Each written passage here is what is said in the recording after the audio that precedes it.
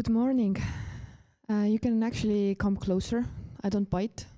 And perhaps we can, look at each other and then understand each other better.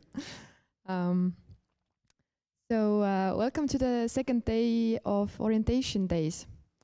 Did you already do something fun yesterday evening? Got to know something new about SalTech or Estonia? Can show me. Don't have to tell me. Okay, that's very nice. And you're all degree students here, right? Okay, perfect. Very good. Okay, so about today, we'll talk about academic regulations and all this information about that. Then we will have a presentation about students residing and working in Estonia. After that, we'll have a break. Then we will talk about exchange studies and life in Estonia. And finally, we will have a nice picnic together with the Erasmus students. And then the day will be over. So I think we should start. First up, academic information and Katri Kadakas.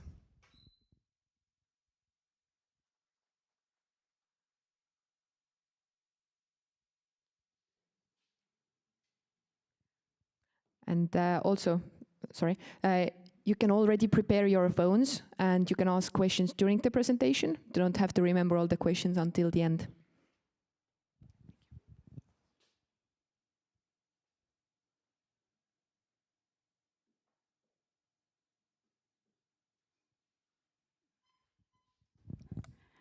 Good morning, everybody. Can you hear me? Are you still sleepy or you are awake already? Sleepy, okay. Then the next hour will be a challenge for you because I'm going to tell you about regulations, and it's something that is considered to be the most boring part of the entire orientation day information lessons. So try to keep awake. If you fall asleep, yeah, of course, the slides will be available later, so you can just always refer to them. But again, let's start. The back rows, you really don't want to come closer. You're comfortable there. Okay. My name is Katri Kadakas. I'm a student counselor of the School of IT. And well, I tried to give you some information about the regulations we will all face. You will face during your studies, but at the same time, we have to follow them as well. So it's something that will organize our academic life. As you probably already know, university is divided into 4 schools and Estonian Maritime Academy, and you all belong to one of the schools. Do we have anybody from Maritime Academy here? Any students? I know that there are probably 3. No. Okay, because actually the building is located far from here. You had already yesterday probably this kind of tours around the campus, and you saw that there are several study buildings. They all have codes. And that means if you need to take any classes from timetable and don't know where to run, then you just can find the information actually in the timetable. Pay attention to IT building and IT college. Well, the difference is only one letter, ICO versus ICT. Of course, with this nice weather, it's okay if you just run to the wrong building and then take a nice walk to another one. It will take approximately 2 or 3 minutes. But imagine you will have exam. There have been students panically rushing into Dean's office saying, oh, I can't find the room, my exam just started. Sorry, you are in the wrong building. So be sure that you know where you start to go. Also, all the classrooms are numbered. It should be a tool to assist you to find the correct location. First part is study building, as you know, and the room digits. First digit represents floor, and then the room number. So it should be easier for you to find where to go to your classes. all the schools have study consultants. We had bodies called like dean's offices.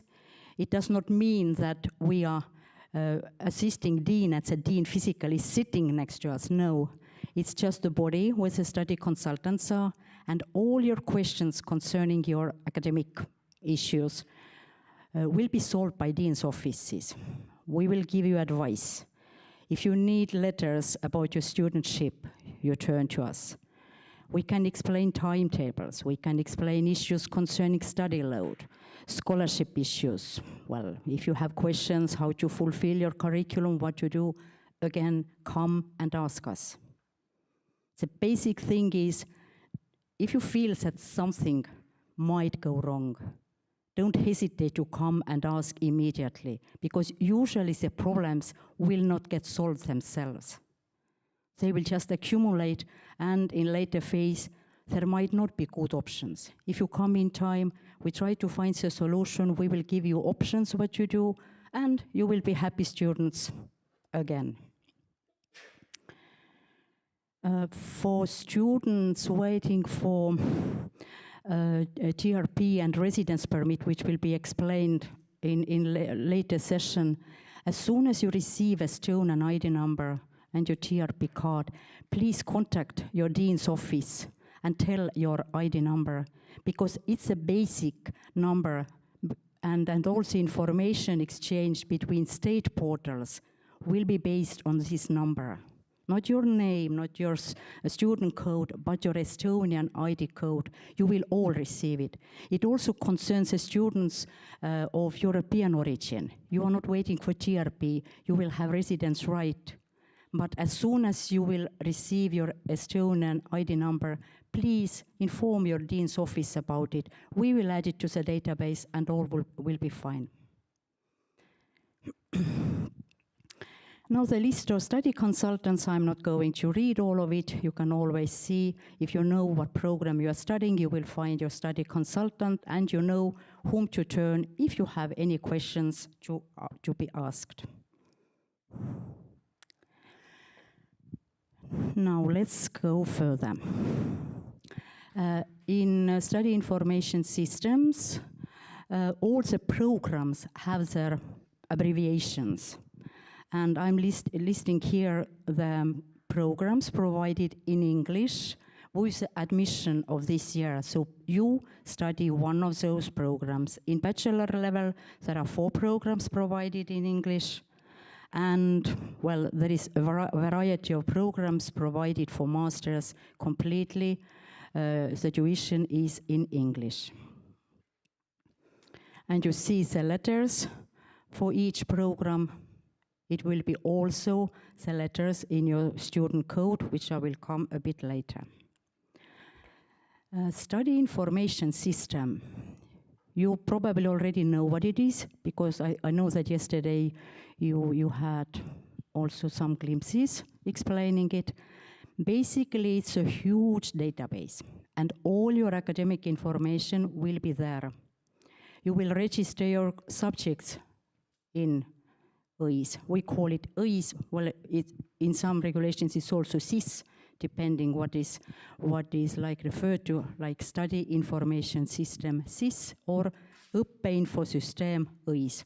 Well, if you just come and say SIS or ÖIS, we don't care, because we are all talking about the same base. All invoice information will be in the system. All your applications you want to submit, you will do it in ÖIS. You can see timetables in ÖIS, academic calendar in ÖIS. Your study results will be in ÖIS. You can see it in your modules, so you can follow your progress yourself. So all the information, all which you will need to have in during your studies will be in ÖIS. Now, student code. Upon matriculation, you all receive your student code. And it's something that is unique to you, to the system. So if you come to the dean's office or send any papers, do any tests, send messages to teachers, please refer also your student code, because then it's easy to know, okay, you started this year, okay, you are studying on this program, oh, you are visiting student, fine, maybe there is a different set of rules for you, so remember it. And you see, for degree students, the first 2 digits shows the year of your admission. The final 4 letter showing the program you are studying. So basically you need to know only the 4 digits. If you think that you will not remember your student code, write it somewhere. Or log into OIS if you just want to refer to it. But don't forget to use it, because you see, if you just say, okay, hi, I'm John. And then, for instance, there are 3 Johns giving away papers to the teacher. 1 is failing, 2 getting credits. Which of the Johns you want to be? How the teacher know who you are, whom to give credits? So always write down your student code. For visiting students, it's easier. It's just we representing visiting, because they are not linked to any concrete program. Access to study information system. By now, I think all of you have already been matriculated and received your Uni ID, correct? That means you can log in to the system. Now, 2 important issues. We send you sometimes information, emails, notifications. We will not advertise any goods. We are not sending you any trash. We are sending you information which you should read. And by the regulation, messages sent by the study information system shall be deemed to be forwarded officially. You just can't come and say, oh, I don't know anything. Yes, you do. You should follow your messages. The same with university email address, which is all again based on the Uni ID of yours. It's Uni ID at taldek.ee, which means if you send your email, then you can't say that I did not know, I have not received it. Yes, you have, if you check your mailbox. You have to check the university emails, the correspondence sent by university. Last year, we had an example. Well, later I will talk about study plans. A student listed courses but did not submit study plan. This means we just need to exmatriculate you. But we are very kind persons. We always try to contact the student and find out what is the problem. Maybe you just forgot, or maybe something happened. Complete silence. I sent another email. Complete silence. Finally, I had nothing else to do but to press the exmatriculation button. And the student started to find the emails. So, if he had followed our notice in time, a lot of trouble would have been saved from. If you will receive your GRP card or Estonian ID card, of course you can again log in by the card as well, and then using your PIN codes, but we all prefer that you do it by Uni ID. This is the main info of this section. Now, if you log into OIS, you will see a contract. Have you all approved it? Yes, good, because otherwise you cannot continue working with study information system. And also, check the conditions and check your personal data and keep it updated. The example I just gave you a few seconds ago. This student didn't have Estonian phone number in the system. It was the domestic one somewhere far, far away, even not operating. So we could not catch the student in any way. But we sometimes might just catch you urgently. That's why if you receive a Estonian phone number, please add it to the system. You can do it yourself. It might make your life a lot easier, especially if we just need to tell you, get some information from you. Well, there are certain timelines and we all have to obey them. It's not to frighten you off, it's just to assist you. Academic calendar, yes? Estonian. I know that, well, you all might have some kind of personal ID numbers, but if you register your living place in Estonia, then you will have also Estonian ID number. We seek for Estonian ones, starting for, No, our phone number. If you have your European on, and it's operating, well, then you can keep it.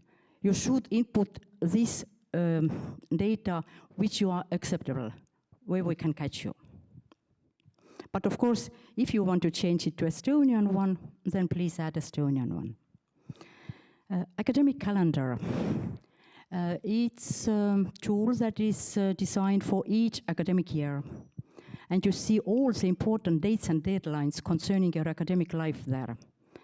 Beginning and end of semester, declaration deadline, holiday deadlines. If you want to know where you can just go home, you can just check where the holidays will be. Examination deadlines, you see where the examination should be done. Again, you can just plan your activities and everyday life. And of course, after some years, you will defend your thesis. Is also the information concerning thesis declarations and information based on defenses will be in the academic calendar. And again, it's available in OIS.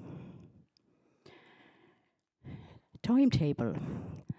Have you already checked the timetable? Probably yes, yeah. Quite an enormous, huge amount of information, correct? Yeah, I know. But timetables, they are divided by schools. That means if you know what program you are studying in, it's already easier to find the information which really concerns you. And there are nice numbers for the groups. The first 4 letters, again, represents the program. You already know where you are studying because you all know your student code. You know the back part of it. That's the same. And then there will be digits. First one shows the number of the semester which is actually running. And the second one is either study group or in case of master students who have many specializations, then the group number shows a specific specialization. And of course, the weeks are numbered. Study weeks are according to academic calendar. Sometimes they are divided to odd and even ones. It's marked with different colors. And next week will be the first week. And example of timetable. Timetables itself are on weekly basis. That means for each day, the classes are like listed. So you see the time when the classes start and end, the course code, course name, the language, whether it's in Estonian or in English, the type of the class, whether it's lecture or practice or whatever. It will be, it's marked in the timetable. Of course, the professor, room number, you already know, ICO means IT college, don't run to IT building. You will find the class there. And the class numbers, you see the first one in IT college, 3rd floor, room number 314, and you will find it easily. And then the study weeks, definitely pay attention to this. If the course runs throughout the semester, every week, then it's 1 to 16. But sometimes it's different. Some courses are held maybe from the second half of the term. That means they start with week 9, for instance. Sometimes there is a list of weeks when the course takes place. Some courses start in the second week. Don't run next week to take the course. It will not be there next week. It will then be a week after. So pay attention that you just read the timetable correctly. And the final column shows the groups the course is meant for. And if the letters stand up, that means the course is compulsory for the groups marked there. If it's in italic, that means it's optional. Either you can take it, but you don't have to take it. For compulsory courses, of course, you have to take it. So I suggest if for the first semester you will have compulsory courses, take them.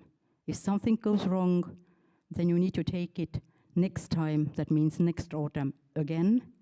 But if everything goes well, you will already get your credits and grades for the course, and you have already started to fulfill your program.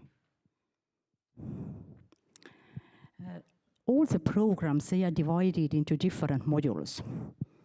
You see this information if you check your OIs at the moment. Well, there are 0 results, but by clicking to the modules, you will see the list of courses you are supposed to take in this module. In case of compulsory ones, yeah, you have to take all the courses. In case of elective courses, well, it's up to you to decide which courses to take to fulfill the module, because the calculation also takes place in the system. And the programs are general studies, which means you will get information which is more general.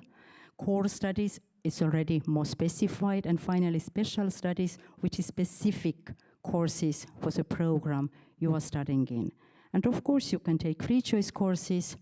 That means these are courses which do not belong to your program. Also languages, sports, will go to free choice. All the courses which are listed in the university program list in timetable, you can just take them, or any other courses which you just find amusing. The only thing is that don't forget to fulfill your study modules. For free choice, there is a specific amount. To the load calculation, we consider only the amount foreseen by the program. You can do more, but to the load calculation, only the amount specified by the program will be taken. So start filling your study modules at the beginning, and then you see if you have still a spare time, you can also do something which you want interesting into a free choice module. Study plan. You have to submit study plan at the beginning of each semester. It's sort of commitment. You just state to the university, yes, I plan to continue my studies. Even if you don't need to take any new courses, you submit an empty study plan, but you have to do it. Remember the example at the beginning, student did not submit study plan. Student had listed courses but did not submit it, and so we had to exmatriculate you, later student, because, well, the regulation was not fulfilled. That means if you don't submit it, you will be dismissed. The declaration deadline is September 9. Before that date, you can do everything with your study plan. Submit it, retract it, make the changes, delete courses, add courses, submit again, retract again, make the changes again. So, yeah, you can, if you still process it, you can only save it, but please remember the final key you have to press is a submission key. You have to submit it. When you will graduate, you are probably not thinking of this yet, but if you will graduate, you also have to declare your thesis into the study plan of the semester you will plan to defend. No need to do it now. Definitely you are not going to defend your thesis this semester, but if you plan to defend it now, then you have to declare it. In some cases, lecturers have the right to decline your declaration. It might happen, for instance, where the prerequisites are not fulfilled, where you want to take a course to your free choice, for instance, programming, but programming requires that you will have a computerized seat in the classroom. And if the programming course is compulsory to any study group, and you want to take it as a free choice course, and if the class will be full, then the teacher has right to, well, decline your declaration. You may try next time again. If this happens and you are short of credits, that means you need to add something. Contact the dean's office. We are allowed to add courses after the declaration deadline if you will have written agreement from the teacher whose course you want to add. It's done every year, so there is nothing peculiar in it. There is a possibility to make amendments in your study plan after the deadline. You cannot do it. We can. As to free choice courses, I already mentioned that you can study languages.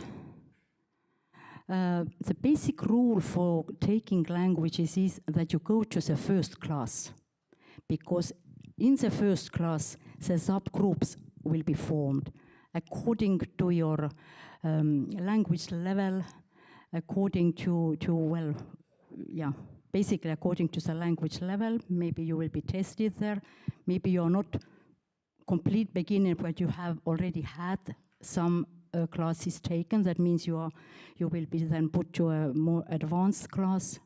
And then there you will also know the lecturer whom to declare.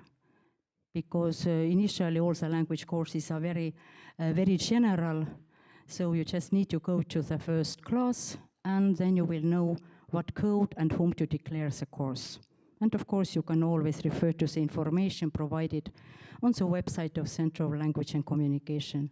I know that, well, you were also explained Estonian language courses probably yesterday. So this will go to this example. You can also take physical education. You can do either group training, gym, or ball games, which means you have to just know which activity you just want to take. And on the website of sports, it's also explained what you should do to get the assessment. It's not sufficient if you declare the course and wait for assessment. You just have to do some sports as well. But I think it was also yesterday, sports, yeah. Then you are already wiser than I am. Again, study plan. If you register courses into your study plan, then make sure that you take the correct course, that the required amount of credits is correct. Because sometimes we have 3 credit courses, sometimes there are 6 credit courses. Make sure that you declare the correct one. Make sure that professor's name is correct. If you are not sure whom to declare, go to the first class. Everything will be explained there, and then you know whom to declare. And of course, make sure that the course is given in English. It might happen that you, well, go to the first class, which you have declared, and oops, you don't understand anything because it's in Estonian. So what you do? Start crying, oh, what happened? Or study Estonian very quickly, or run to a dean's office. Choice is yours. I prefer the third one. That means if you need to take any changes in your study plan after the deadline, contact your dean's offices immediately. Don't wait, because the courses will not change places themselves in the study plan. The teacher names will not get changed by themselves. You have to tell us, and we will tell you then what to do in this case. Study load. Again, very important term or issue concerning your studies. I think you are all enrolled as full-time students, correct? Anyone in part-time? No, you're all studying full-time. To continue studies in full-time, there is a certain amount of credits you should fulfill throughout the academic year, because we check the study load at the end of the academic year. For the semester, the load requirement is 22.5, which means at the end of academic year, if you will have 45 credits, you will continue on full study load. And in case you are studying free of charge, you will continue your studies free of charge.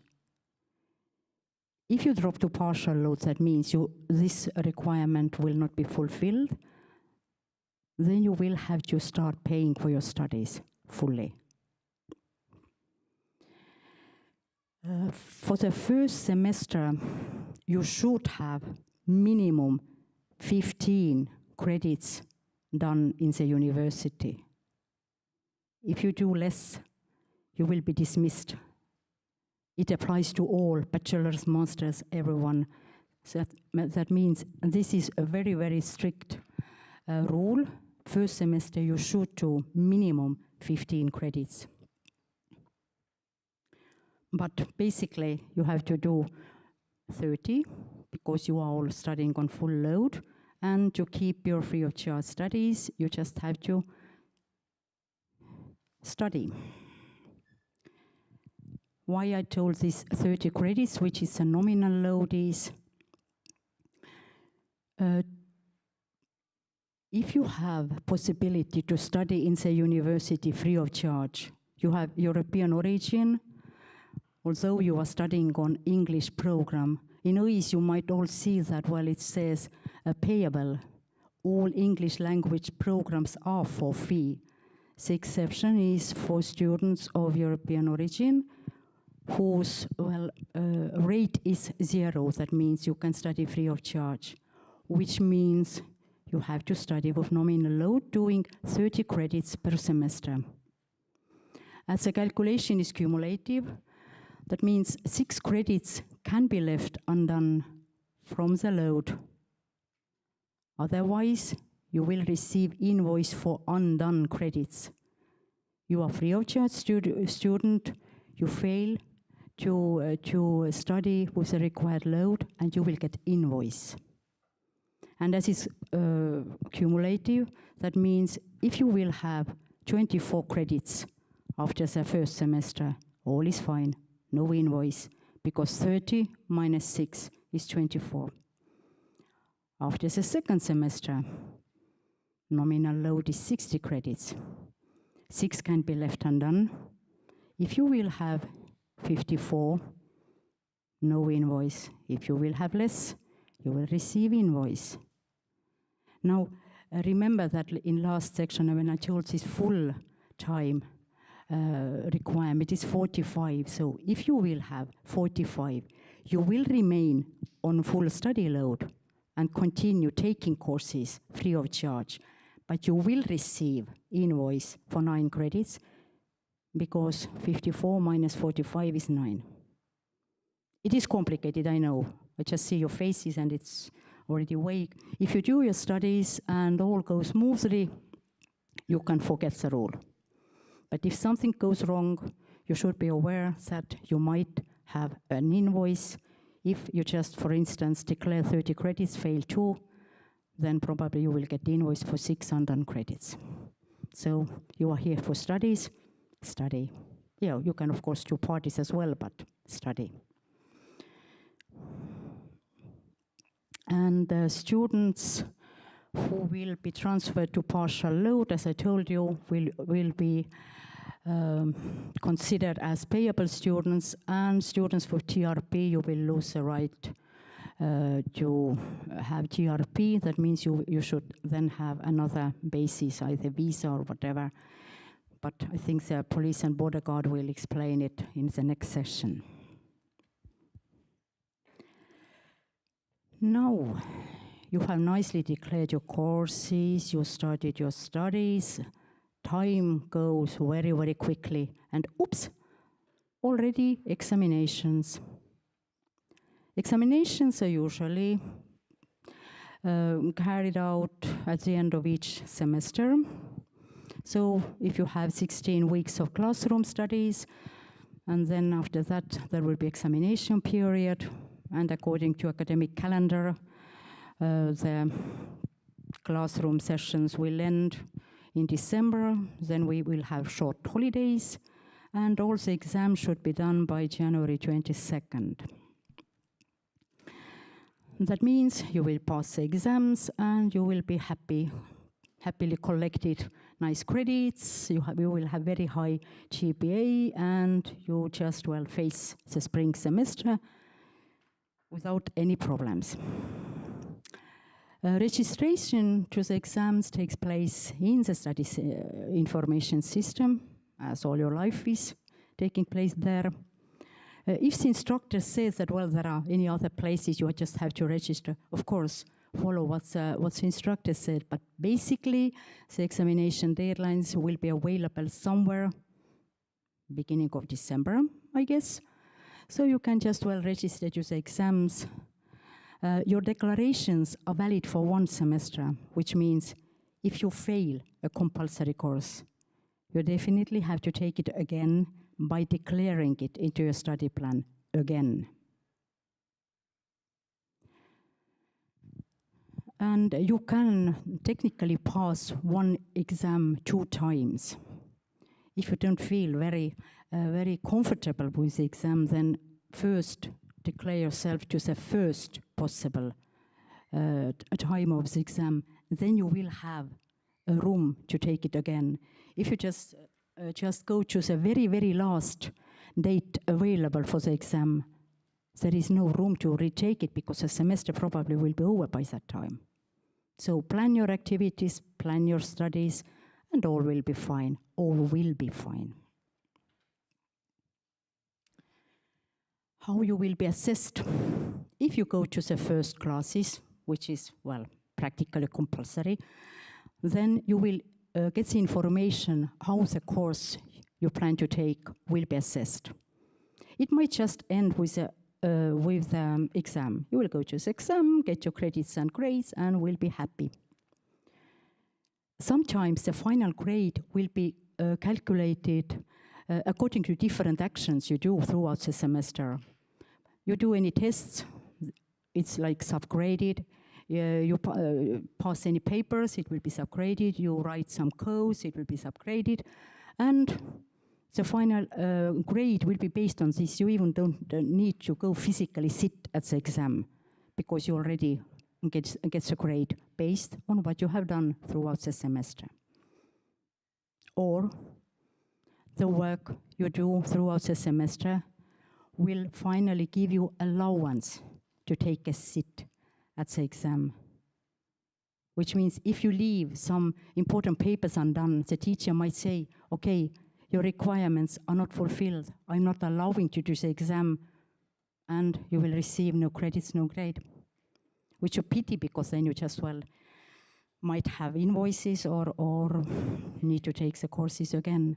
So carefully, well, if you don't know what the teachers, how the teachers will assess, ask the teachers. This criteria, it also should be available when you just open the course information in the timetable.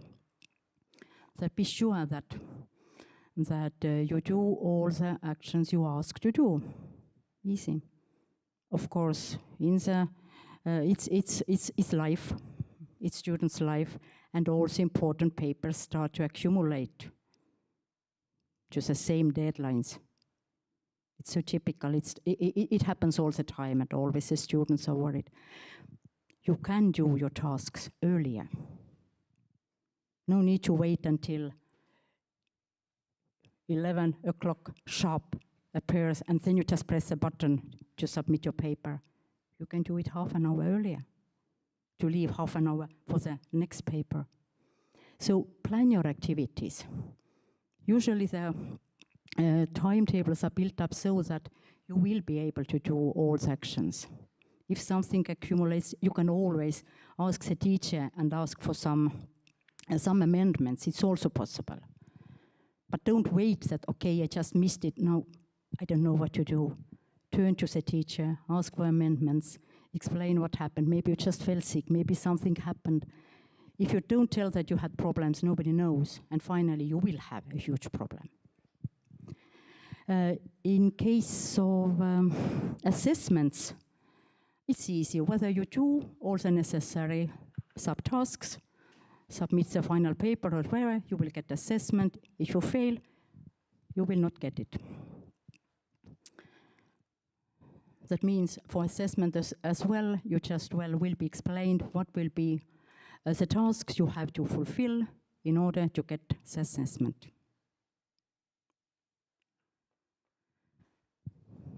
Grades from 1 to 5 are positive ones. If you get grade from 1 to 5, you will get your credits. If you get 0, which means fail, then you will not get any credits. And in case of non-graded assessments, is A, Estonian arvestatud, means you have passed the course and you will get your credits. M means fail, you receive nothing. MI means absent, again you will not get any credits, which means that you declared to the exam but did not attend it. You were absent and you'll receive MI. Yes?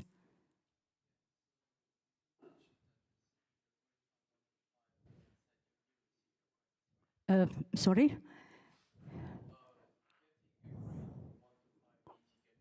Yes, it's a positive one.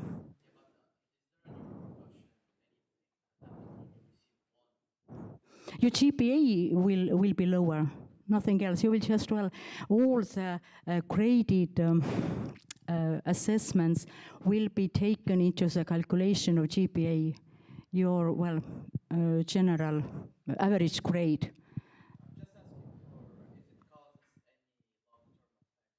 If you want to apply for performance scholarship and you have low GPA, then you can't apply, but one is a positive grade, and you can defend with this grade, you can graduate with this grade. It's positive grade. You just have fulfilled the very, very minimum which is required to just pass the course. Recognition of prior learning, it's also possible. It is for fee, except if you just want to transfer TALTEC courses. The application should be made in the system. If you plan to use APL, then you can't declare the course you want to get assessed by APL, by prior learning recognition. And you can just well read the information yourself, then you know whether you apply for it or not. During the first semester, I repeat one more time, even if using APL, you have to do 15 credits. It's not sufficient if you just transfer 30 credits and think that all is fine. No, you will get 30 credits transferred by APL, but you missed 15 credits done in the university during first semester. So despite all this, we will just dismiss you. Okay, how do you feel? Did I confuse you? Yes, are you still awake? Okay. If I managed to confuse you, then good, at least you listened to me. There is a tool, you already know about it. It's designed for students, it's called Student Portal. And all the information which you need is based in the student portal. There is sort of checklist for you. You will see your student code. Of course, you have to first log in.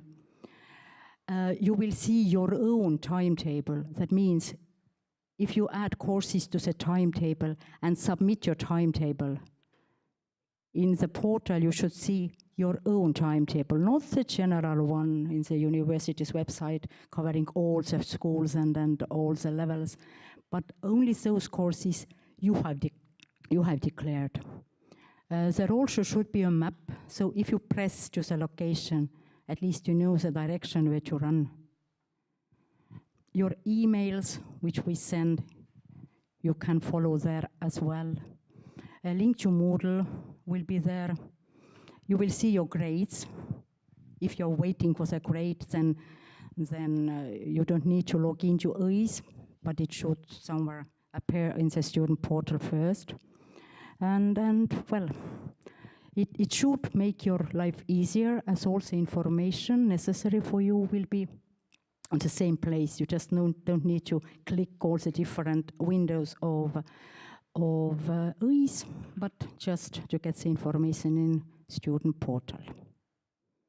Of course, food menus as well, because you all want to eat sometimes.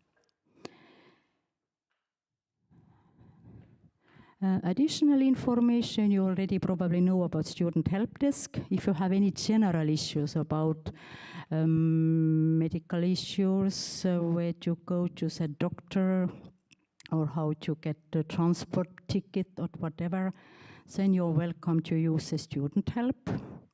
And if you want to read yourself the study regulations, you should be awake by doing it. Then there is also a link to the study regulation, because everything I explained now is based on the study regulations. So, enjoy your studies. I hope I did not scare you off. If everything goes well, you even don't need to know some things or what I've told you. But if you think that something might have gone a bit wrong, go to the Dean's office, ask, and we try to help you as much as we can. Yes? You mentioned that we can only declare courses 2 times. Is there any other repercussion for over-declaring? If you, for instance, fail a course 2 times, but you definitely need to take it, then you have to declare it the 3rd time in Open University. You will have to pay for it, but you can well do it there and then transfer by April the result to your performances, and all is fine again. And if I declare like 50 ECTS points this semester and I manage to reach 30, You are fine, absolutely fine. Yeah, well, not the question section. Okay, yeah, we can actually go to the next slide. Then we can see the Slido and you can ask questions. We already have some. Well, maybe first off, if I don't know where to go with my question, can I go to my dean's office? Absolutely. If you don't know where to go to a dean's office.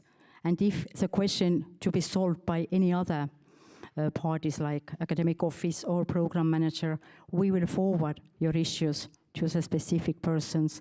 But don't wait until the problem will solve. It will never solve itself. Go to the dean's office. That's the first place where the people will assist you. How do I know my study group if the course has more than one study group? You should be able to see the information under your data section in EIS, because all the study groups are like nominated to you during your matriculation. If you don't find it or you don't know where to search for it, ask your dean's office. What happens if I put together my study plan, but then unfortunately I forgot to submit it on time? You have to read your emails, because we first will send you the information that you will be exmatriculated, and then it's your time to say, oops, I forgot, please submit it. We need it in like written form. It's not sufficient if you call us, oh, my dog ate my computer, please submit it. Send us email, sorry, this thing happens, please submit it, we will submit it for you. If there are several math classes with different lecturers, how do I know which one to choose into my study plan? Go to the first class and find out. When will the invoice come for the undone credits? Undone credit invoices we will send at the end of semester, where you just have all the calculation done. That means somewhere end of January, beginning of February. And as to invoices, I forgot to tell you, if there are payable students here who have already prepaid the first year amount, you will anyhow receive invoice at the end of September. Ignore it. You will receive another semester invoice at the beginning of spring semester. Ignore it. We just have to submit the invoices, although you have made the prepayment. Is it possible to purchase credits that were not done in time? What do you mean? You will bring us camels and say, okay, I want to buy these credits and please accept my camels. No, you have to earn the credits yourself. You will somehow, well, yeah, you will purchase because you have to pay if you have not done them. But you just can't pay for them in advance. Okay, I will come with my camels and please, I have just want all my studies done. It does not work this way. How many times can I fail a compulsory course? I already told, if you fail it 2 times, and then the 3rd time you have to do it in Open University. If you continue failing and will not get the pass to the defense, because you cannot go to the defend if you have not all the modules fulfilled. That means if you just continue failing one specific class, then finally you will be dismissed because you will just run short of credits. As I explained, you just can't study below the minimum requirement of part-time studies. That means 15 credits per study semester. Hopefully you will just finally manage to pass all the courses necessary. What's the cost of 1 credit? It's different per schools. In IT, it's €100 per credit, but it is if you are a payable student. For undone credits, the price is €44 per credit. It's like there are different categories. Either you have to pay for your studies, or you study free of charge and have to pay for what you have not done. What's the maximum amount of credits we can take in 1 semester? As much as you can. There is no like upper limit. They come to the study load if they are in your study modules. If you think that, well, you will just want to take classes to a free choice and they will not fit to the study modules, well, then they will not accept it to the study load.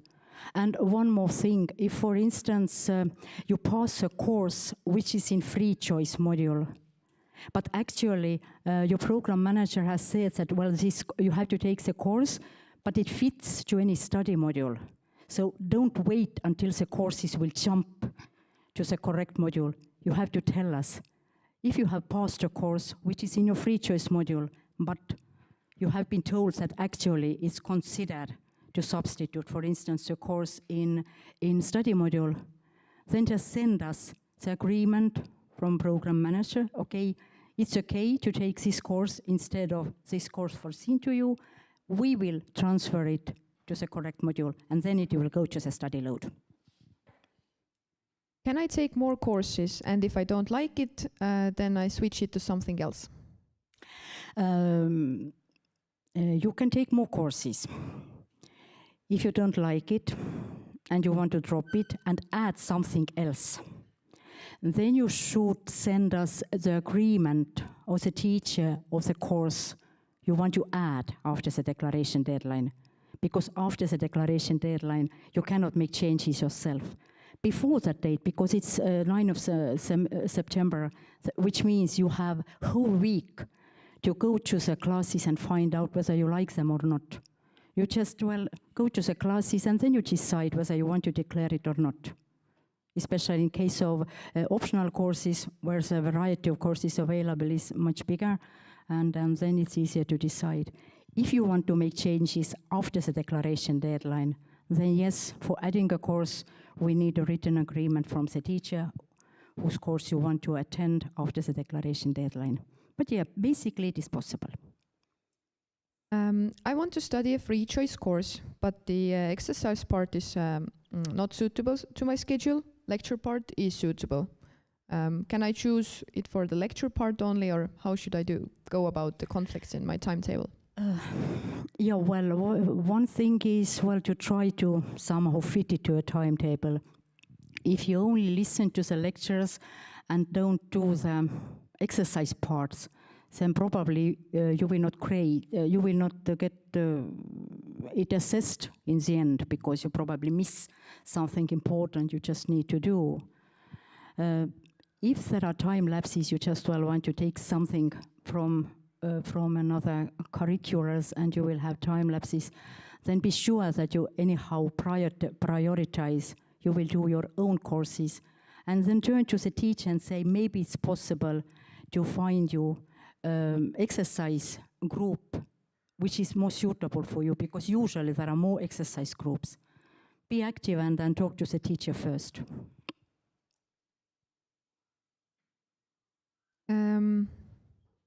At the OIS system, selecting courses, there is a generate according to the standard study plan. Is it a good way to choose courses into your study plan? For the first semester, yes, because then it's generated according to what is basically meant for the first year students. You can always generate it and then make changes. Maybe you just generate, but you want to add something, then you can add. If you generate it and you will have the list of courses, but you want to delete something, you can always, work with this generated plan as well. But yeah, you're welcome to use this tool, no problem. Is it required to choose an elective course? In your modules, there are also elective course modules. If you check your program modulars, so yeah, you are supposed to also take elective courses. For the first semester, if only compulsory courses are foreseen, then you don't need to take electives, but you should know that you also have to fulfill elective course modules. And let's take the last question. I have descriptive geometry course in Estonian, but I do not know Estonian. This course is compulsory course. What should I do? I just couldn't understand. You have a course which will be given in Estonian and it's compulsory for you. Maybe there is mistake in the timetable and it's still given in English. Go to the first class and find out. Because usually if you see your program abbreviation as in the column of the groups the course is meant, then yeah, it should be in English. Thank you. You're welcome. If they have some more questions. Yeah. If you are IT students, then you can always come to IT building to the Dean's Office of IT. If you study in other faculties, don't hesitate to turn to your study consultants if you have any issues. Enjoy your studies, all will go very well, because you managed to overcome the first challenge of listening to the regulations, and you still, you seem quite happy. At least I don't see any complete plain faces. Good. Enjoy your studies and have a good day. Thank you so much.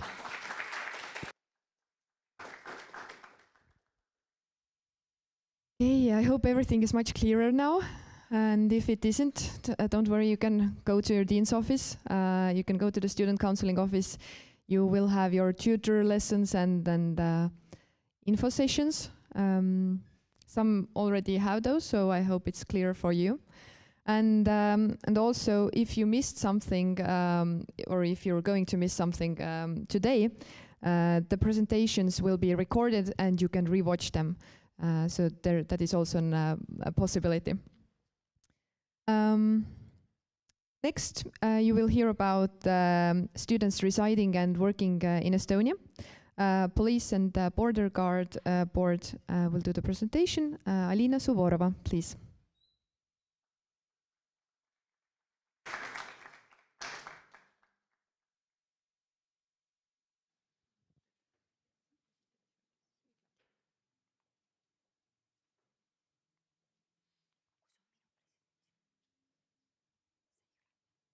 Hello, wait a minute, please.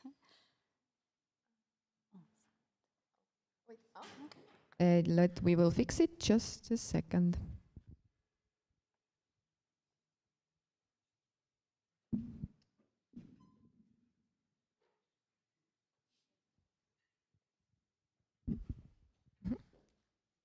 Here we go.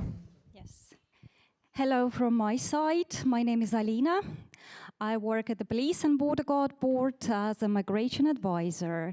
And today we will speak about different legal bases and steps students from European Union and non-EU nationals need to make in order to enter Estonia, to stay in Estonia, to live in Estonia, to study and to work. I will finish my presentation with the thing that I will introduce our service, migration advisors at the Police and Border Guard Board. So let's start with the students from European Union. Maybe you will raise your hands who has a European Union citizenship, or quite many of you. So this information is quite important for you. Please listen carefully.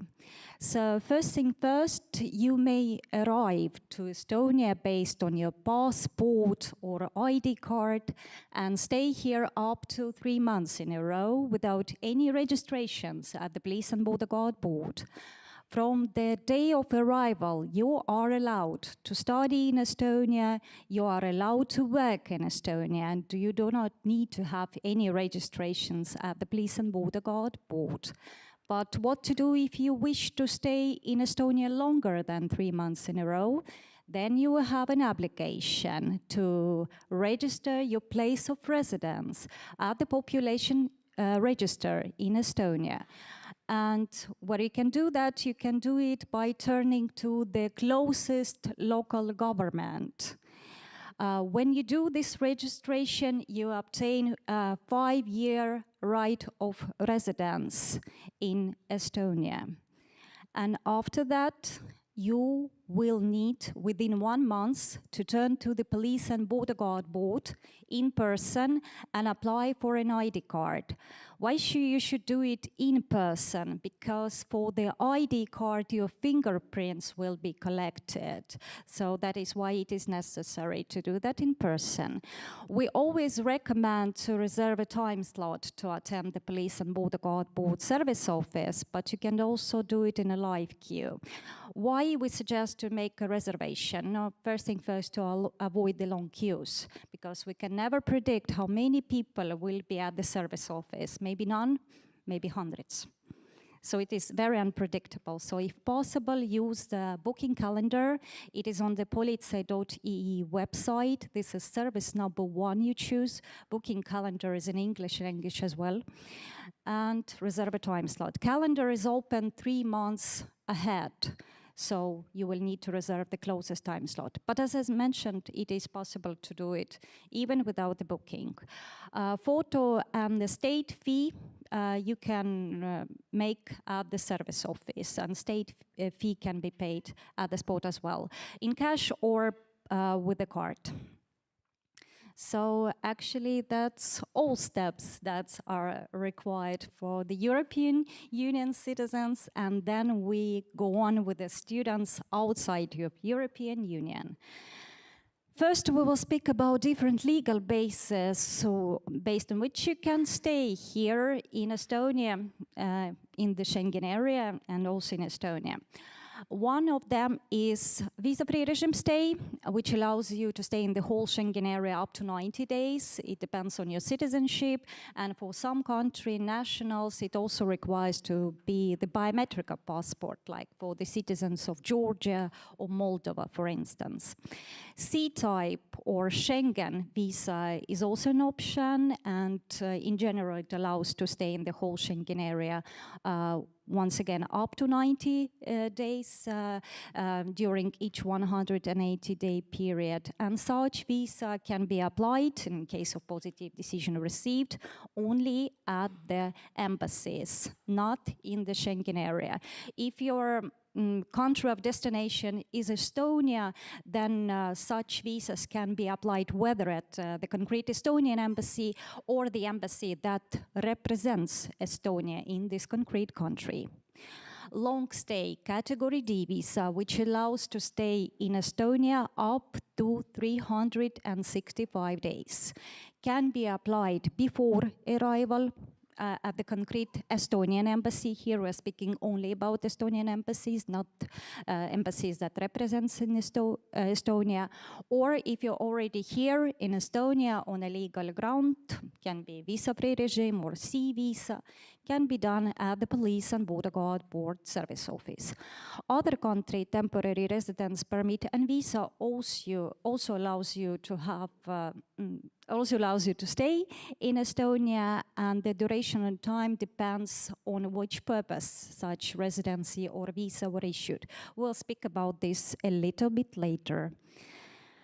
A very, very common question that students ask, which basis I need to choose, whether it's visa or it is residence permit. Our answer is always, if your study duration is up to 1 year, then you need to apply for the D visa. There is no necessity to apply for the residency. But if your studies should last longer than a year, then of course you can apply for the temporary residence permit based on studies with the invitation of the university. Degree students usually combine these two statuses, arriving in Estonia based on a long stay category D visa, and while staying on that and starting their studies, they already turn to the Police and Border Guard Board and apply for the residence permit. As I promised, I will mention separately possibility to study and also work with another country, European Union country residence permit or visa for study purpose. It is important that it should be issued from another country for the purposes of studies. And in order to have your 360 days of legal stay in Estonia, you should be accepted to study in Estonian educational institution. Such residency or visa should be issued according to the EU Directive 2016/801. Usually it has the marking of student on this, whether card or visa sticker. This status also allows you to work in Estonia without any additional registrations at the Police and Border Guard Board in case that such work does not interfere your studies, remembering that your main goal is studies, not working. Applying for the long stay category D visa. As I mentioned, it can be applied whether at the concrete Estonian representation, it should be Estonian embassy, which handles such visa applications, or if you're already here in Estonia, at the Police and Border Guard Board Service Office. How to apply it in Estonia? No, first thing first, you will need to bring all the documents with you when you attend the service office. I will mention those documents later. And you need to keep in mind that you have to submit, if you need such visa, this application at least 10 business days before your legal basis, can be visa-free regime, for instance, expires, but not earlier than 2 months before your legal basis to stay ends. Police and Border Guard Board reviews such application within 10 business days, starting from the acceptance of the application. How this calculation goes, for instance, you apply for the long stay category D visa today, then 10 business days counts from tomorrow, from Friday. And of course, Saturdays, Sundays, or national Estonian holidays are not counted, only business days. That's important. Documents that you will require for such visa application is application form that should be pre-filled in the pre-application environment. This environment is in 3 languages, Estonian, of course, English or Russian. You choose the language which is suitable for you. Fill in this application form. When you finish this filling, you will receive this form to your email address. If you have this possibility, print this out and take it to the service office with you. If you do not have this possibility to print something out, then you can show the police officer this unique number that you will receive along with this application when you fill that in, and then it can be printed out at the service office.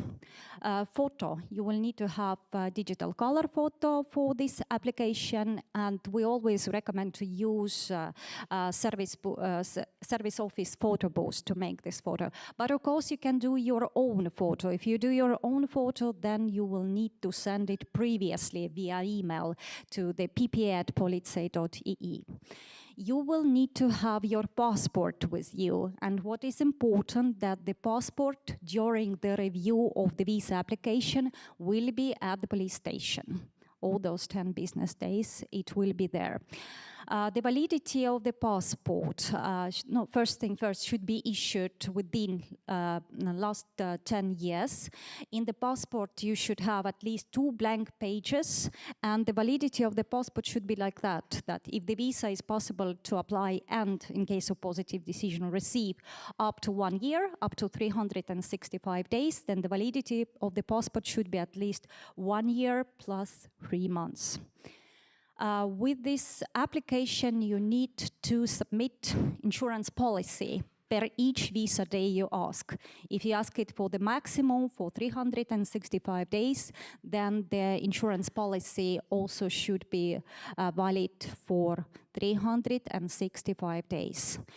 Policies should be in English, Estonian or Russian. It should be valid whether in the whole Schengen area or in Estonia only. The documents evidencing the purpose why you apply for such visa, and in case of studies, this is invitation of the educational institution where it's written that they support your application and for how much time. For the application, you need to pay the state fee. And no matter if you ask the visa for maximum 365 days or 6 months, 3 months, 4 months, the state fee remains unchanged. It is 100 euros. How to pay the state fee? If you want to do it at the service office, then nowadays possible only in cash. If you want to do it via internet bank and do that before, then show the police officer the payment order. By signing the application form, you confirm that you have enough money substance to cover all your expenses in Estonia during the validity of such visa.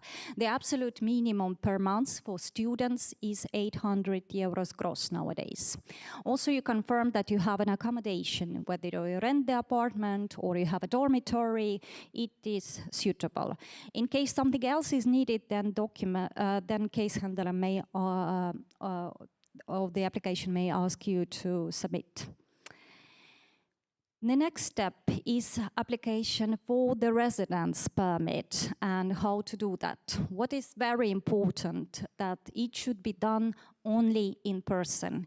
It cannot be done through the representative. And if you're already here in Estonia on a legal ground, can be visa-free regime, etc., you will need to reserve a time slot at the Police and Border Guard Board Service Service.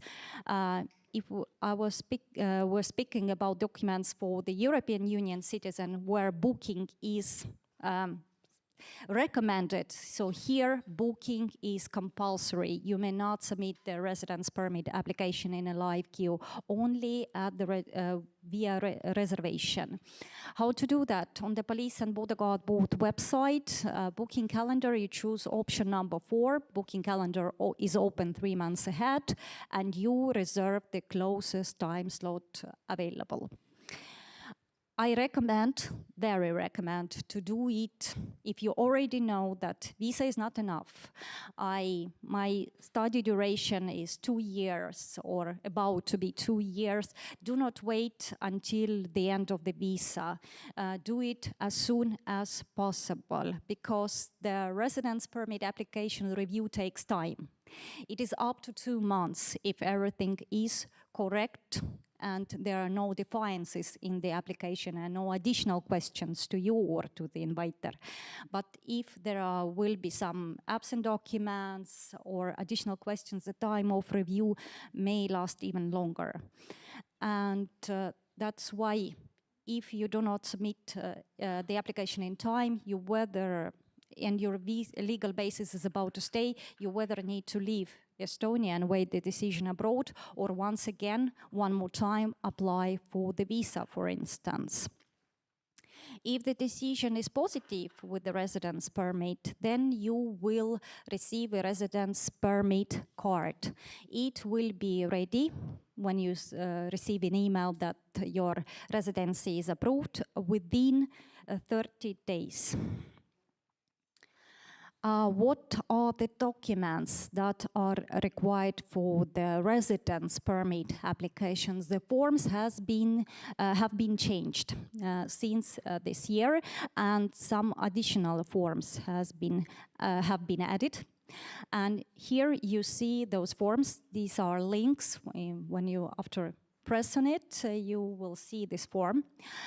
It is a completed temporary residence permit application form, which of course can be filled in English language. This, the second form is a form of details of your close relatives and family members. And here it is important to note that you will need to mark all your close relatives, even those who are not relocating with you to live in Estonia. And who are those? Parents, brothers, sisters, spouse, including ex-spouses if you had such, children, no matter if they're minors or grown-ups. If someone else you consider to be very close to you and you want to mention this person in the application form, feel free to do that. Third form is a biographical data form. Here you will need to present all your data about studies, previous studies, all your data about employment, and all your data about civil status procedures, such as marriage, divorce, if you had such. When filling in this form, it will be also written in this form, please do not use abbreviations. If your university sounds like, please put it in full name, not the abbreviation, because otherwise it will be as a defiance and case handler can ask you to remake this form. An additional form, it is about military service and you use it if necessary. You will need also to present the copy of your passport. Remember when I was telling that for the visa application, the passport will be on the hold at the service office. For the residence permit application, passport will be with you. You will present only the copy of it. Once again, you will need to present one digital color photo, recommended to be done at the service office in a photo booth. Then it is guaranteed that it is correct and it is free of charge to do there. But of course you may make your own photo, but then you will be very accurate with the conditions for this photo. State fee. For this application you also need to pay the state fee, and this year it is an amount of 64 euros. You can pay it via internet bank before you attend the service office and then show the payment order, or you can pay it at the spot, in cash or by card. Card payments are also acceptable at the service office for this application. Only exception for the American Express cards, they are not accepted. By signing the application form, you confirm that, once again, you have enough money substance to cover your expenses here in Estonia during your studies. An absolute minimum is 800 gross per month. And you are insured. If for the visa application requirements for the insurance could be valid, whether in the whole Schengen area, it could be travel insurance, or in Estonia, then for the residence permit application, it should be medical insurance policy, which corresponding to the Alliance Act paragraph 120. I recommend you to give those documents when you submit the application at the service office. But if you do not do that, you just confirm that you have them, then be ready. Then upon request, case handler of the application might want to see those documents from you and ask you to send them usually via email. One important document will be required for your educational institution, where they confirm that they are actually inviting you to apply for the residence permit. And they send it digitally signed to ppa@politsei.ee. What is very important to note, that first-time residence permit application submitted does not grant you an additional legal stay in Estonia, which means that you still depend on the status you have in your hands, whether it's visa-free regime or visa. That is why I warned you that do not wait until the expiration of the visa when you apply for the residence permit. When you apply the residence permit, you must be sure that you stay in Estonia on a legal ground. Right to work, when you have the residence permit issued from Estonia for studies. You have the right to work and you do not need any additional permits from the Police and Border Guard Board to be employed. But remember that your main goal should be studies, not work, because it is important that you continue your studies for a full-time load. I will explain in the next slide why it's very important. And it is important because if you fail to study with the residence permit from full-time load, and you go to partial time load, for instance, then your residence permit expires 30 days after failure to complete the study program. The university informs about that the Police and Border Guard Board. This is not the decision of the Police and Border Guard Board. It goes directly from the law. That is why it is unchangeable. Regarding the inviting of the family members, then the Alliance Act changed 2 times. First time it changed almost 2 years ago, when the student, it goes to the bachelor's and master's, want to invite spouse to join him or her during the study period, then visa that the spouse may apply may not be applied based on the same conditions, but general conditions to apply for the visa will be applicable. And one of them is money substance, which is at least 70 euros per each visa day. And from the 1st of January 2023, once again, our law has been had been changed. And with that change, if you want to invite spouse to join you, you study with a residence permit for master's or bachelor's, then you have this possibility only after 2 years you reside with the residence permit based on study purpose. Both those changes are not applicable to PhD students. If you want to invite a spouse, you may do this immediately. If you want to invite spouse with the visa, it is not the 70 euros per each visa day. And after studies, I will mention it a little bit as well. if your residence permit for studies issued from Estonia ends with the end of the validity, you will have additional 270 days. It will be already temporary stay, not the residence permit, but within that time, you are continuously have right whether to finish your studies or if you want to work in Estonia or just enjoy staying in Estonia.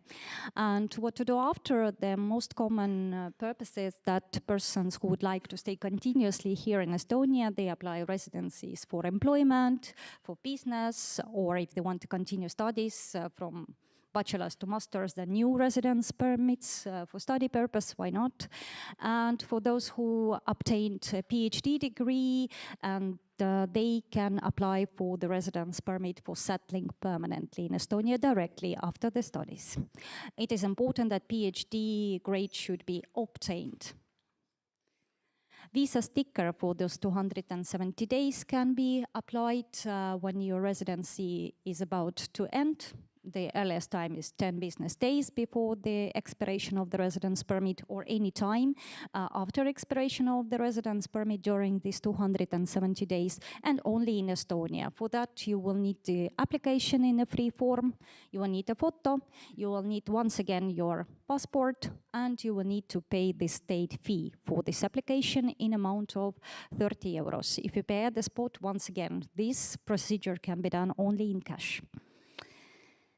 So, as I promised, I will introduce our service a little bit. I work at the Police and Border Guard Board. I'm chief expert, but my main role is I'm migration advisor. And our service was launched on March 1st, 2017. Here you see the name of our project. I will not name it, it's very long. And how do we help you? And we, first thing first, we speak 3 languages. Estonian, of course, English or Russian. And if you have any additional questions, you can call us. Here is our phone number, and every business days from Monday to Friday from 9 o'clock in the morning until 3 o'clock in the evening, you may call us and ask for your questions. If our line is busy, you will go on line queue. If you wait a little bit, sometimes not even a little bit, because we have very many calls, then we will definitely answer your questions in 3 languages, as I said, Estonian, English, or Russian. How is better for you? You can send us an email to the migrationadvice@politsei.ee. Once again, 3 languages, Estonian, English, or Russian, and we will answer you as soon as possible within 30 days. We can arrange online meetings. Now we use Teams program, but in order to speak with us via Teams, you will need to write us an email with this request, and then we will offer you the closest time slot available, which suits you and suits us. It is also possible to meet us in Tallinn and Tartu. And in order to do that, you may also write us an email at migrationadvice@politsei.ee. In Tallinn, we can meet at the Tammsaare service office. We provide consultations there, or at the International House of Estonia. You may contact them directly and to reserve a time slot for the residence permit consultations, of if European Union citizens would like also to discuss something, their statuses, of course, you are very welcome. You may send the documents for us to check. We do not make the evaluation of the documents because only the police officers in charge are doing that. But of course, we can check the forms for you if you feel that's necessary. And we organize and participate in these orientation days or consultations like today, where University of Tallinn invited us. So that's all from my side right now. I hope you will have questions. And I see that someone has raised the hand. Do you want to ask right now?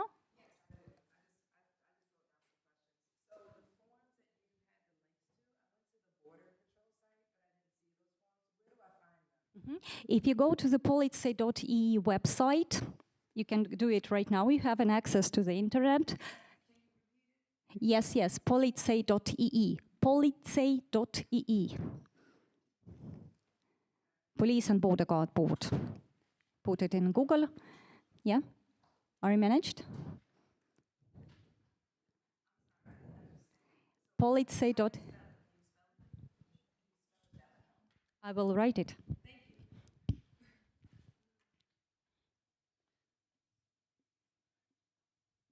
Okay, quickly in the meantime, I sent out the registration sheets. Please make sure that each and every one of you has written down their first and last name and their signature. Thank you very much. Then you switch the language into English. Then you press on Migration and Citizenship. Migration and Citizenship. And then there should be for studies, residence permit studying in Estonia, something like that. No, study. Not for the family members studying. Yeah, and then press on application. Scroll a little bit down and you will see the forms.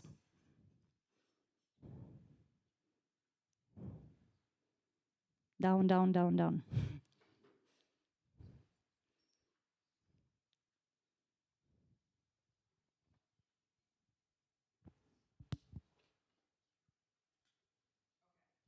Got it? Very good.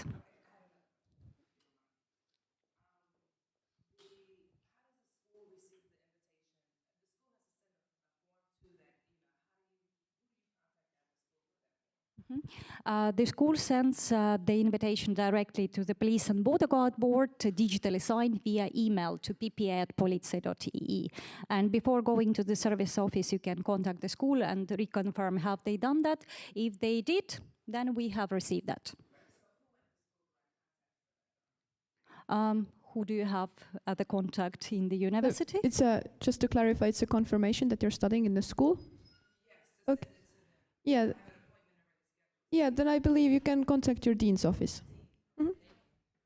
It's not? Oh. Ah.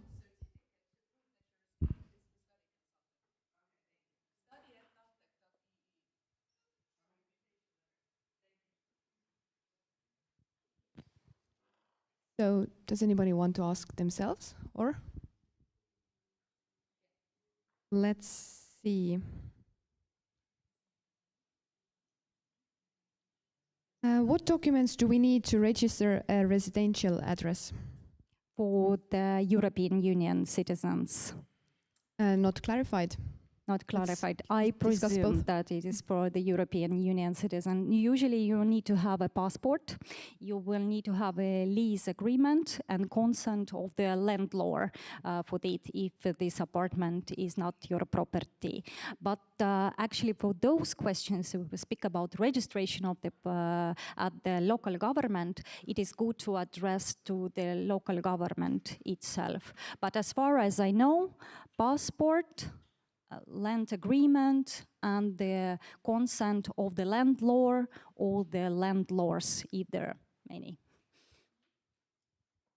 Is it worth to acquire a mobile ID, or is an Estonian ID card enough for most times? With the Estonian ID card or residence permit card, of course, you have an access to the different environments, but mobile ID is very convenient to use, very easy to use. I recommend to have it, but it is absolutely equal if we speak about digital signing. But I would recommend to have those things because sometimes if you want to do something in your phone, In your phone, you cannot insert your card. And it is so convenient to use it in mobile, to sign thanking with the mobile phone. So if you have this possibility, I would recommend. Also, another alternative is Smart ID, which is actually free of charge, which is very good and very easy to use as well. I would recommend that. What are the usual legal requirements of working in Estonia as an EU citizen?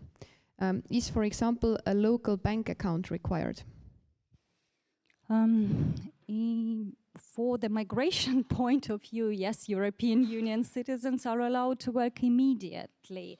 But regarding the bank account, yes, if we speak in that, no. It is good to have this because then for your employer it's much easier to pay you salary and transfer this money. But from the migration point of view, it's not the obligation for you. But yeah, it's good to have it. So perhaps International House of Estonia is the right place to ask about that, right? Yes, it is also good to ask them, or from the bank itself, actually. Yeah, you can consult with the bank. If a student of TalTech finds a work, does he have to register tax residency? Tax residency questions, please kindly address to the Tax and Customs Board, because from the certain amount of days of staying in Estonia, you become a tax resident, and it is very good and wise to consult with them. This is not absolutely my field, but I recommend Tax and Customs Board. They can answer all those questions. When I applied for a TRP at the border guard, they said that I would receive my TRP before November. Is it possible to get the personal ID number before that? Estonian personal ID code, you mean? Yes, it is possible by turning to the closest local government, but when you turn there and ask to provide you a personal ID code, you will need to explain the reasons why you need that code and for what reasons. But that should be possible, yes. Can I bring my family here after 2 years? And can they apply for TRP as well? By family, does it mean spouse or children? Children can arrive immediately. There are no such limitations as for the spouse. So you can bring minor children immediately with you with the visa or the residence permits. Speaking about the spouses, if you study bachelor's or master's and have the residence permit, then only after 2 years you resided with the residence permit. But usually for the students, TRPs are issued for 1.5 and maximum is 2 years, and your residencies are over. So. How do we fill the form for TRP and other forms? Do we print it out and write it by hand? It is good to fill them in the computer. The links that I have sent to you can be filled in the computer. And then I recommend to print them out and signing with a pen. But of course, you may print them immediately out and then fill in by pen. But I highly recommend to do it on the computer. It's very easy to do, and then it's much, much easier for the officers to read. My study is only 1 year, so the D visa is enough as it allows staying in Estonia for a year. But can I still apply for a TRP because I would like the 9 months extended stay? Only in case the university supports such application, then it is not restricted, of course. You may try to apply. But usually, if you can cover your study duration with the visa, which also allows to work in Estonia if it's issued from Estonia for study purpose, then we do not recommend to submit the residence permit application. But you may, of course. How do we fill out the applications in the computer? I believe they are in Word format, right? They should be in PDF. In PDF? PDF format. When you open that, you press on the section you want to start filling in, and then use letters And then, yeah, Yeah. it's very easy. Then you save it onto the folder or desktop, print them out, and that's it. Do you know? Do we need TRP to open bank account? These questions should be asked from the banks because this is private organizations and they have their own policies. Whether it's, first of all, whether it's possible, and if it is, then how much does it cost? So I will refer you to the banks, to the concrete banks, Swedbank, SEB, LHV, and so on, the biggest ones. So we had this question about bringing family. Now we got a comment about that, that the student meant their parents. Parents only with the visas, not with the residencies.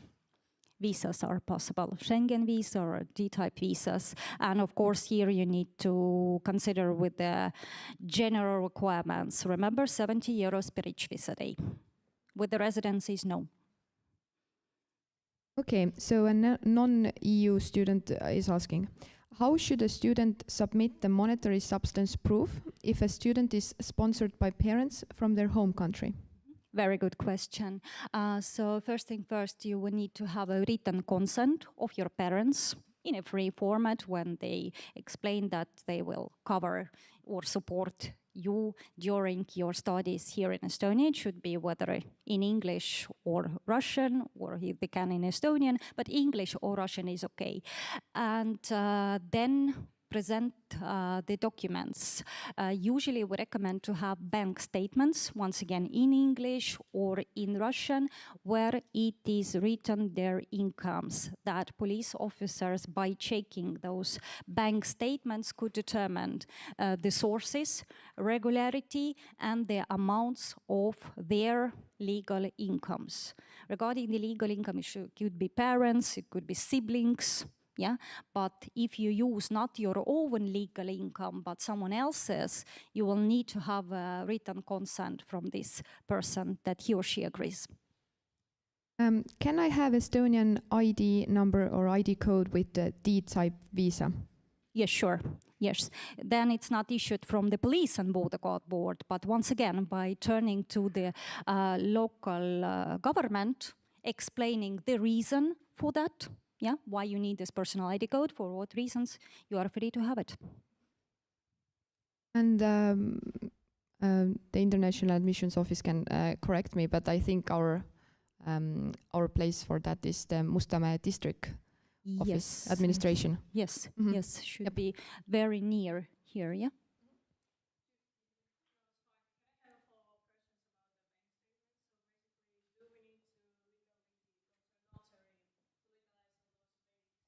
No, no, no, not required.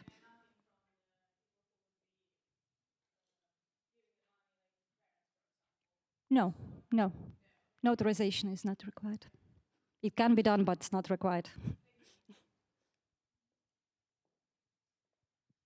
If I have Estonian guardian, should I include him in the family and close relatives form? I'll be turning 18 in a month or so, and that's why the university asked for it. Yes, you may.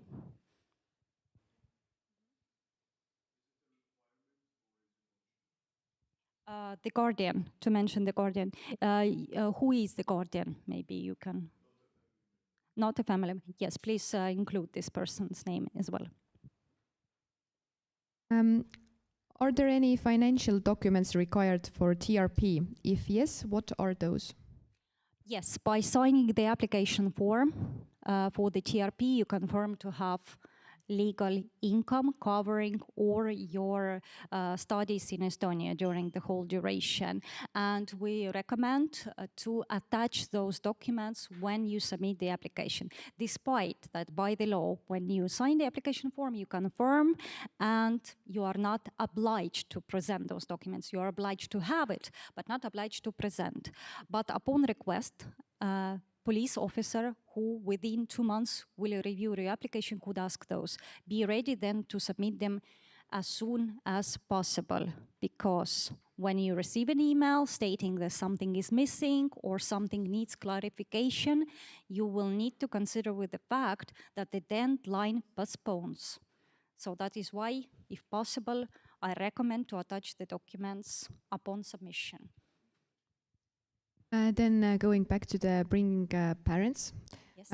does my parents' letter of consent need to be notarized? For the residence permit application for the legal incomes, Yep.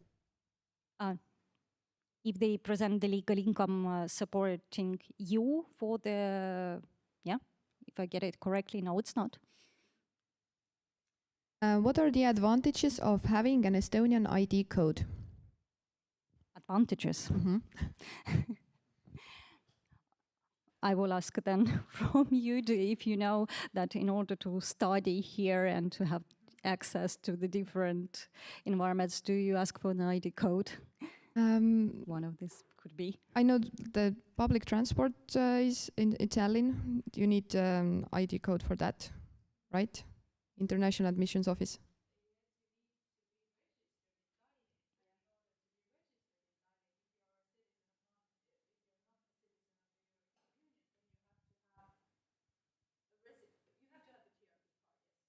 TRP, or if you're a EU citizen, you need to have a registration of place of residence. Yes, then you have this possibility to use this green card. Yeah?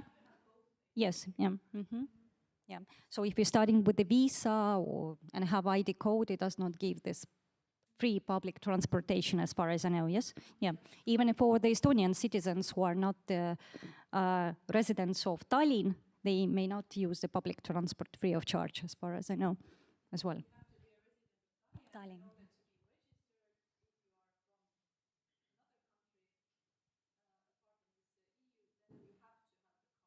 Yes, residence permit, yeah.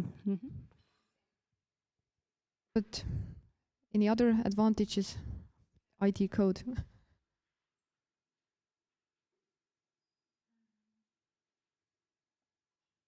I never thought about it as an advantage.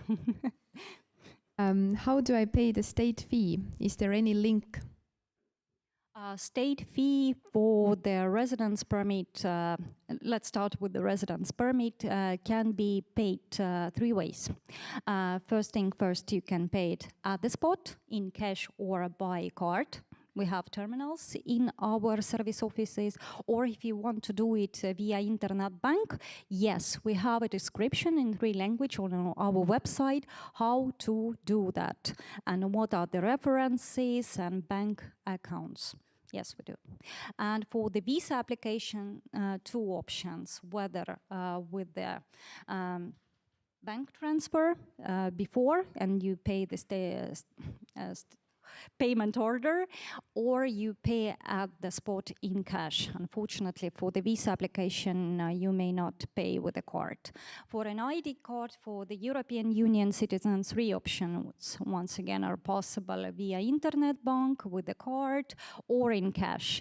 And actually, in our service offices, we have computers where you can come and have an access to the bank and do the payment on the computer at the service office.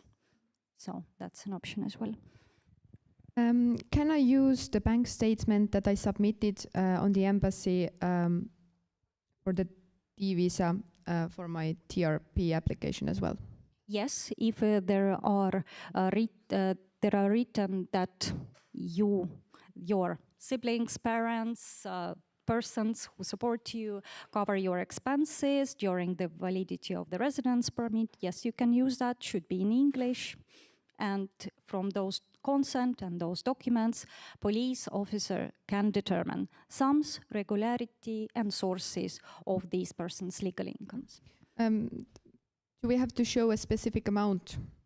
Yes, yes. An absolute minimum, if we speak about the law, is 800 gross per month nowadays.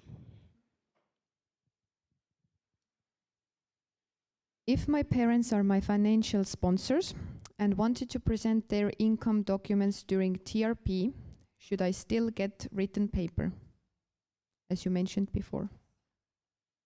Uh,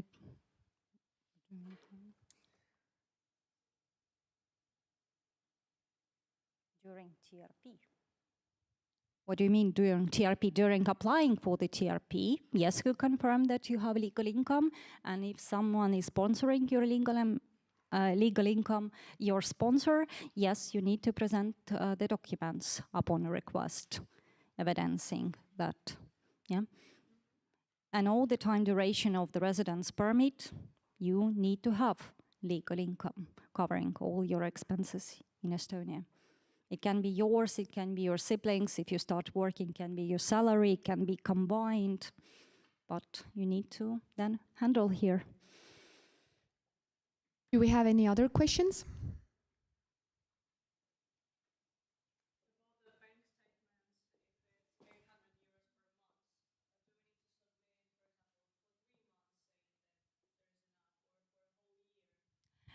Usually, in general, police officers would like to see for the past 6 months before the submission, but they can ask you for the longer period as well. And when you ask about notarization, if the documents are in Spanish, for instance, or any other language, then in you translated, this translation should be notarized. But if the originals are in English, no notarization or apostille required.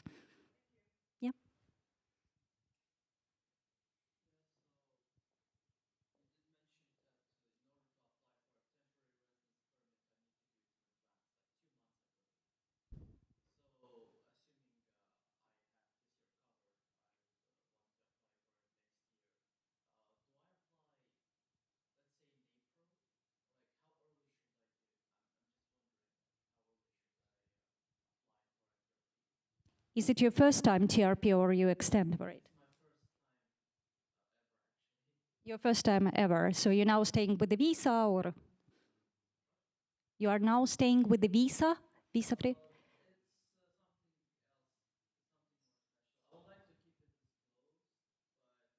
Okay. So as soon as possible. Yeah, as soon as possible. If your university supports for your residence permit application, you are free to submit for that. 2 months before, yes, on the website it's written, but it is written for the extensions.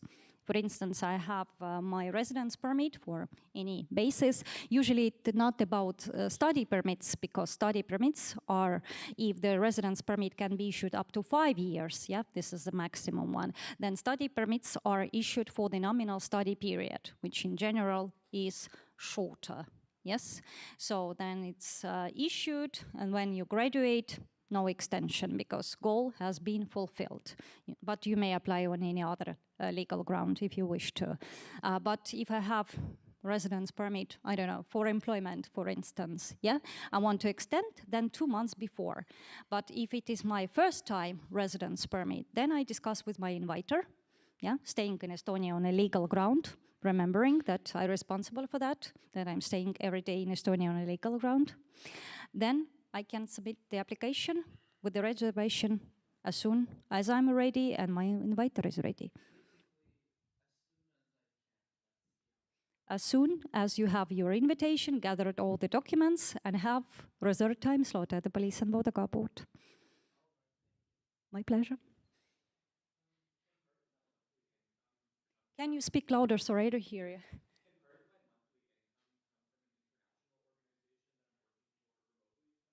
Yes, yes, of course. I guess it's a similar question. Can a certificate of employment serve as a financial proof? Yes, of course. Salary can be considered as a legal income. Coming back to the 800 euros, my course duration is 3 years. So do I show 800 euros for the complete 3 years or just a year? Usually it is required to show for the past 6 months that you have your legal income. But of course, during the whole validity of the residence permit, you must have your legal income. The minimum one right now is 800s, yeah? So you must understand that you must handle here in Estonia, whether you receive scholarship, scholarship, or you start working, or your parents, that you are financially independent, so to say. Any other questions?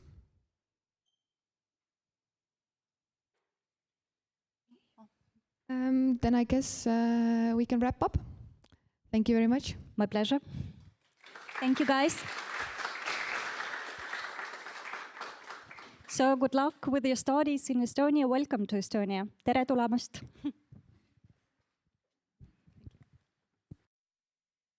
Okay, these were some very important but also rather difficult topics. So let's take a break around like 35 minutes. We will meet again 12:30.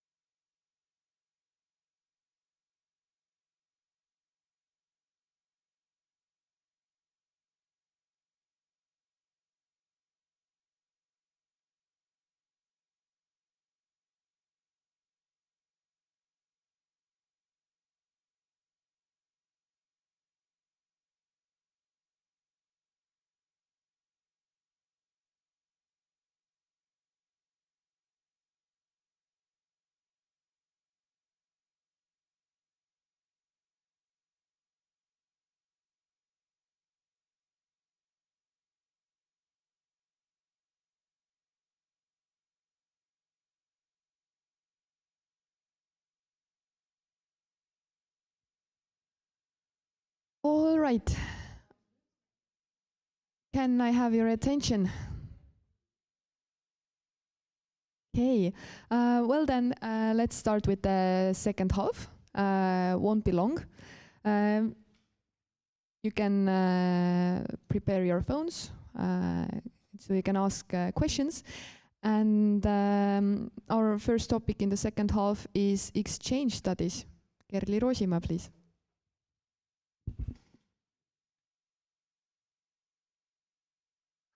Hi.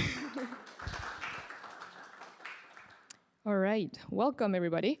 My name is Kerli and I'm working in our mobility center and I'm in charge of the exchange studies and internship options for our TalTech students. So I'm gonna give you a very quick brief overview of what options do you have. I know some of you might already just traveled recently here, but this is just good news that you can travel again while studying. So first option, the main option really that our students normally use is exchange studies, or as we call semester studies.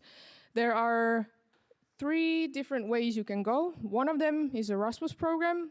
I'm pretty sure you have already heard about it in a way, yeah, very good.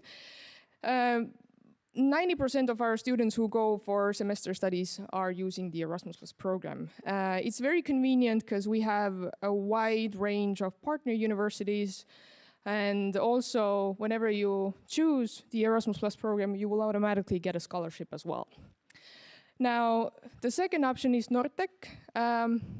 Briefly, Nortec is Scandinavian and Baltic region technical universities network, so to say.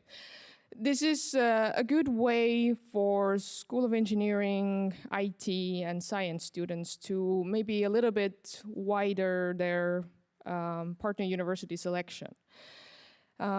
Normally, most of the partners that we have within Nortec, we do have within Erasmus as well, but there are a couple that we don't have in both programs. So it gives a little bit of a wider view, especially in Scandinavian countries.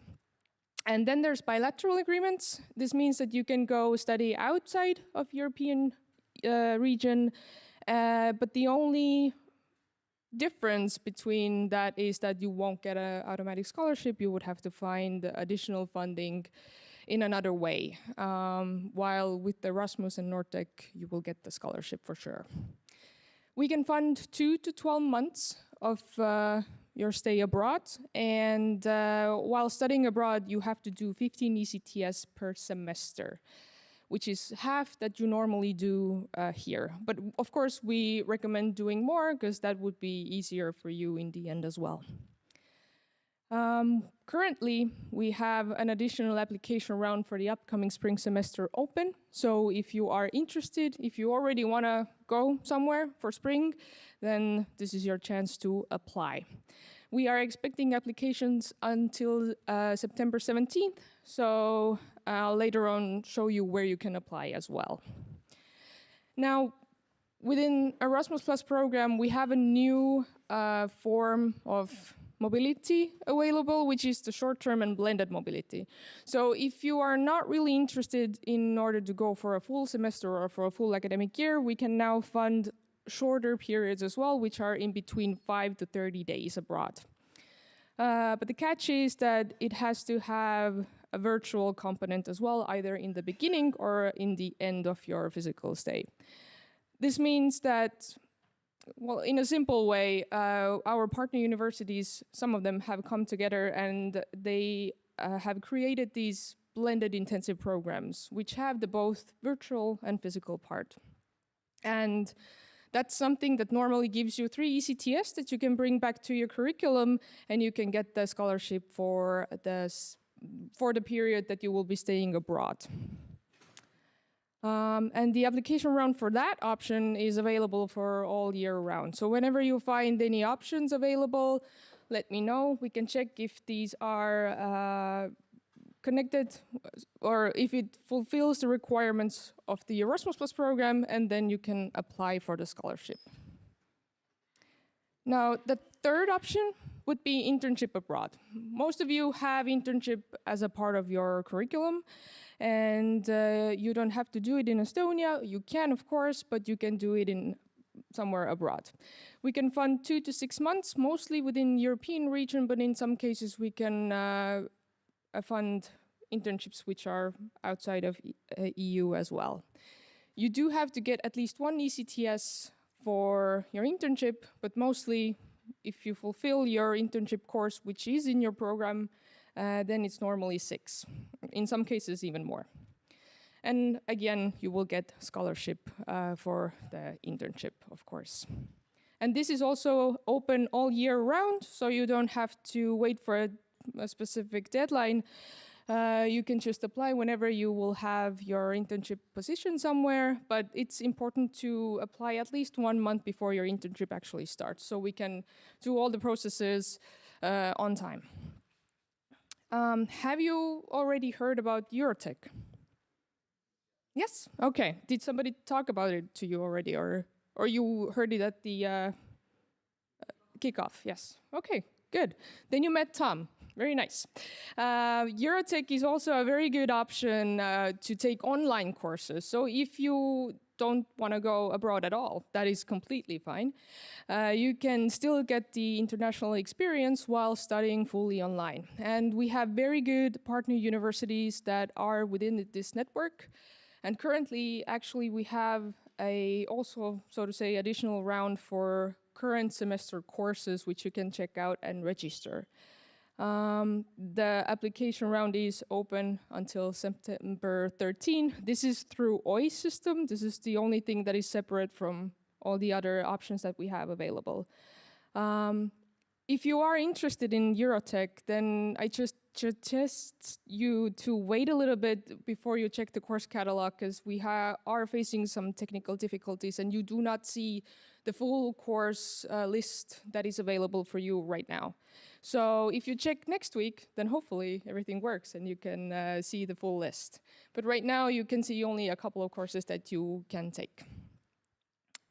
But for spring semester courses, this will open in late November, so you then can have the full list, take maybe language courses or whatever you find interesting in Eurotech. But all the other options, you can apply through Solemove system. You can access this with your uni ID, and all the application rounds are open there. Now, depending if you want to go for semester studies or short-term mobility or internship, the documents that you have to submit to your application might vary, but mainly what we ask is motivation letter, CV, and normally English certificate as well, which I'm sure you all already have. So nothing too crazy, pretty simple. Is any of you already considering maybe spending a semester abroad? Yeah? Oh, very nice. So in order to get more information, you can always contact me. I'm located in the second building, if you already know where it is. Pretty much you walk way back to the long corridor, and then you will see this pink world map, and next to it is a white door where you can always come in and ask for more information. Also, we will host an info session in Teams on 10th of September, where we will go over all these options that I mentioned, but more in detail.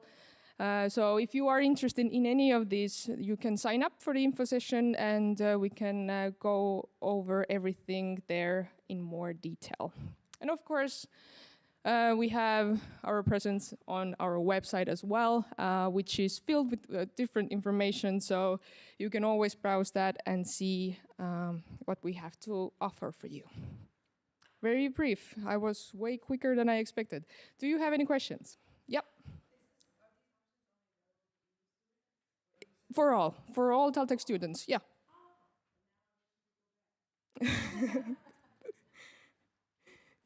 Do we have any other questions? Yep.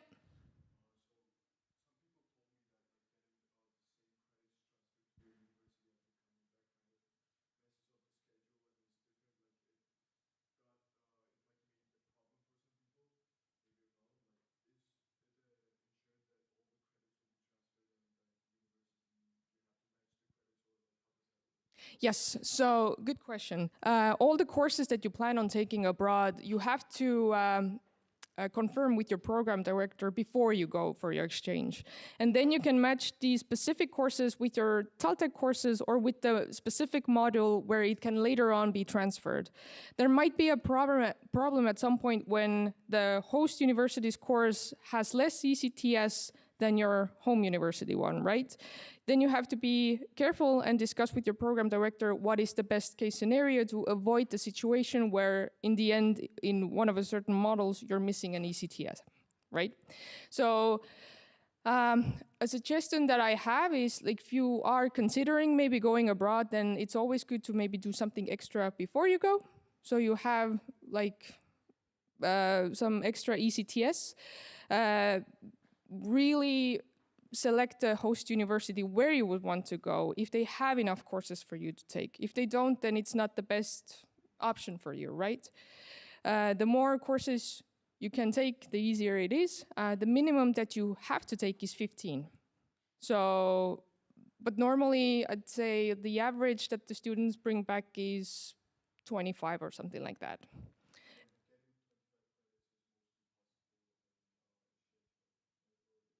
It should. It depends on the university, of course. But if you do 15 ECTS, you bring them back, then you technically have a possibility to extend your study by 1 semester. So it gives you extra time to get your courses done, and so you just graduate 1 semester later, but don't be afraid of that. It gives you more opportunity to be in our student life and enjoy your time here. So that's nothing to be scared of. I know you want to all study in 3 or 2 years and be done with it, but don't be afraid of it. So, yeah.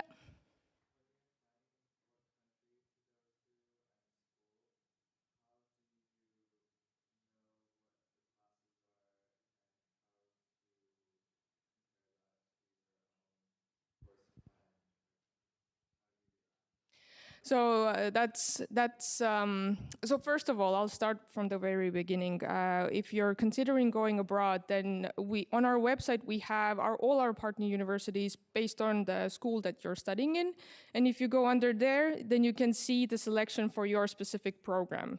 So this is something that your schools have checked, and they has said that this is the best option for you to go somewhere.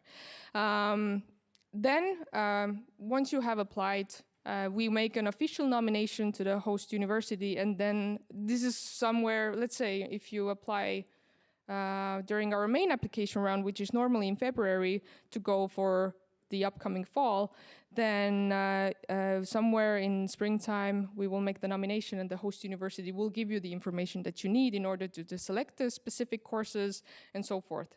But of course, while selecting your host university preferences, you do have to look into the courses that they offer normally already early on. And that's the basis when you make your decision, which is the best case scenario for you. And of course, the program director will help you later on to match the courses with your curriculum. I hope it answered your question. Okay.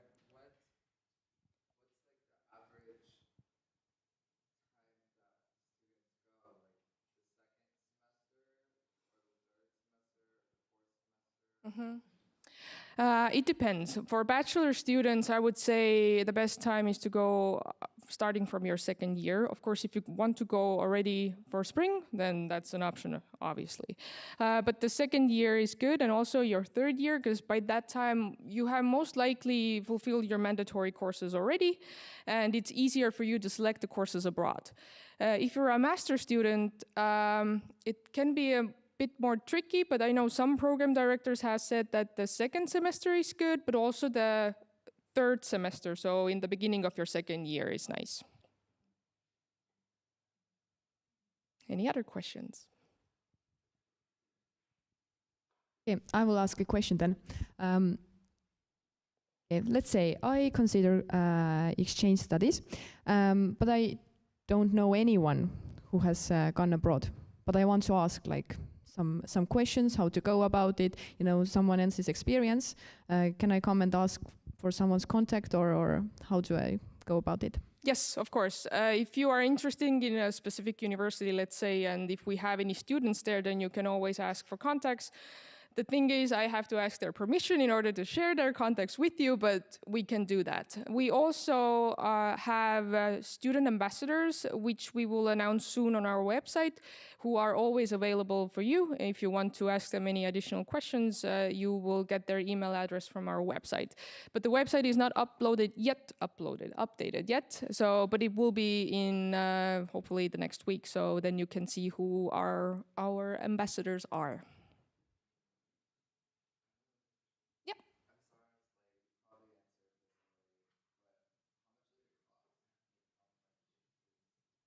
So you will get the scholarship to go, and the studies in the host university are for free, and you will get a scholarship. So, but of course, in some countries, the scholarship doesn't cover all your costs. You have to be ready to have like additional funds or finances on your own as well. But technically, the program is for free.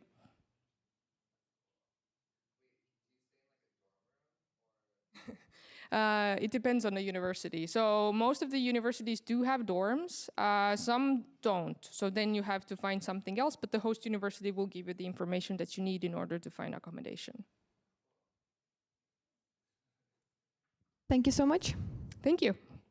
And if you have any questions about exchange studies, then you can, yeah, exactly, all the contacts here. Okay, thank you.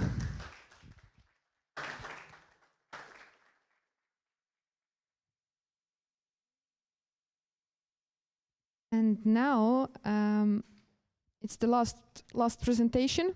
Finally, my turn to speak to you. Well, I thought I would maybe share some of my own experience as a student in Estonia, in TalTech. Perhaps you will find some of it useful for yourself as well. I actually seized the opportunity to go do exchange studies. I was in Hungary, in Sopron. It's a rather small town right next to the Austrian border.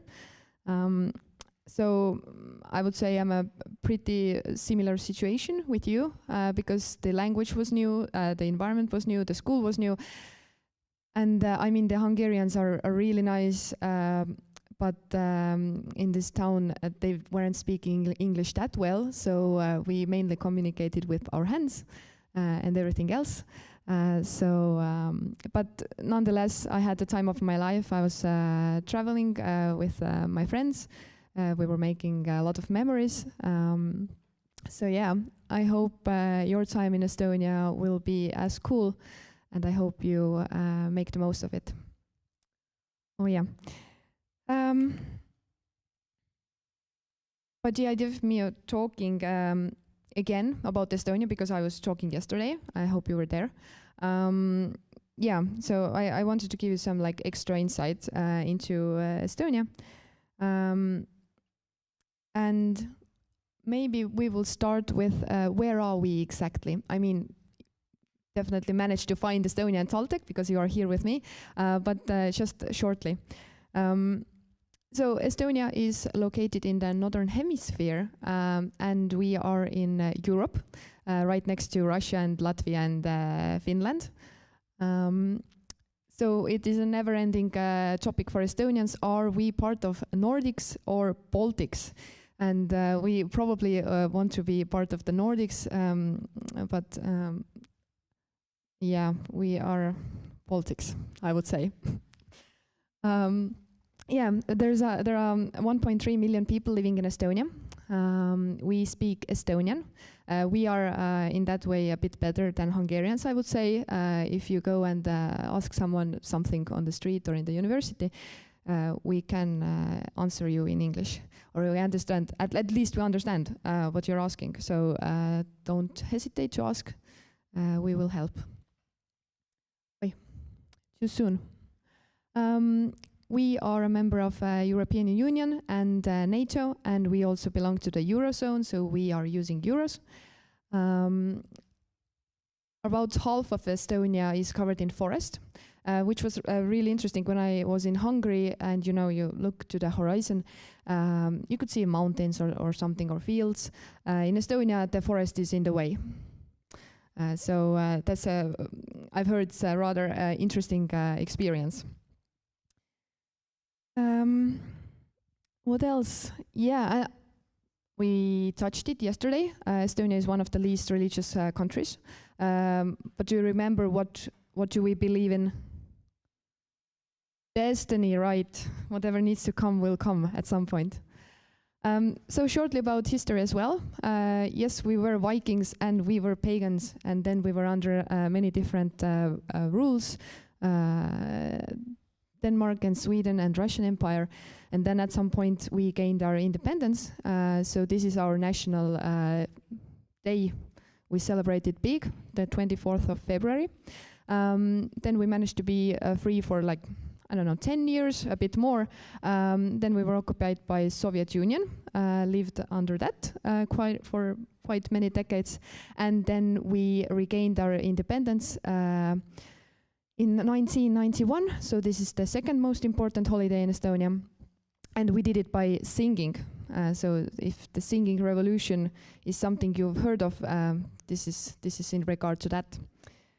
And so this February we celebrated 106 years of independence, and if you will be here in this coming February, then we can celebrate together 107 years of independence.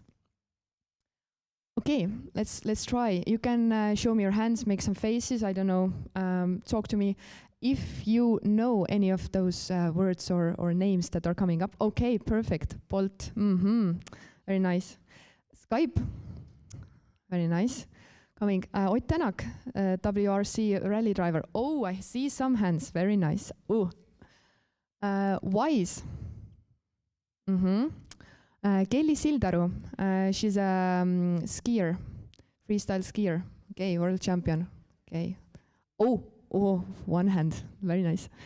Rally Estonia. Did it go? Oh, it moved now. Kalev, yes, best chocolate in the world. So, tennis player, Anett Kontaveit. Oh, yes, someone knows her, very good. Cleveron is making parcel machines. Well, now you know. And actually they make parcel machines all over the world as well, so not only in Estonia. Carmen Kass, model. Okay. Arvo Pärt, very famous composer. Very good. World Cleanup Day. Okay. Kaia Kanepi, another famous tennis player. Okay, someone knows, very good. Skeleton Technologies. Okay, then this is something that you can find out while you're in Estonia. E-government, e-voting. Kerli Kõiv, who is a singer in America. Oh, yes. Was in America at some point. Yeah, but she's an Estonian, very proud. Then Margus Hunt, who is an American football player. Estonian media was going on and on about him at some point. Did we? Oh, yeah, Felix Mustard. Well, I have to say, I have gotten the feeling that, usually mustard is just like, sweet, rather sweet, yeah? Be careful when you try Estonian mustard, Felix mustard, it's strong. So, we have a saying in our family, we usually put the mustard on cooked meat, and, when you put it a bit too much and you get watery eyes and it opens up your nostrils and everything, then we have a saying, yeah, I remembered my lost grandpa. Then another rally driver, Marko Märtin, was famous some 10 years ago maybe. Sustainable designer, Reet Aus. Estonia Piano Factory. And yes, we got to Estonia. Okay, very good. You knew some names. Perfect. So let's move on to where is Tallinn in Estonia, on the northern coast. So Tallinn is a capital city. It has the best preserved medieval old town in Northern Europe, and just bit under 500,000 people living here. So I also made you a map so you understand where is TalTech in Tallinn. I also marked down airport and railway station and the cruise terminal, so you get like the overall idea. We are not in the city center, we are out, but I would say we have a pretty good connection with the city center. This is TalTech.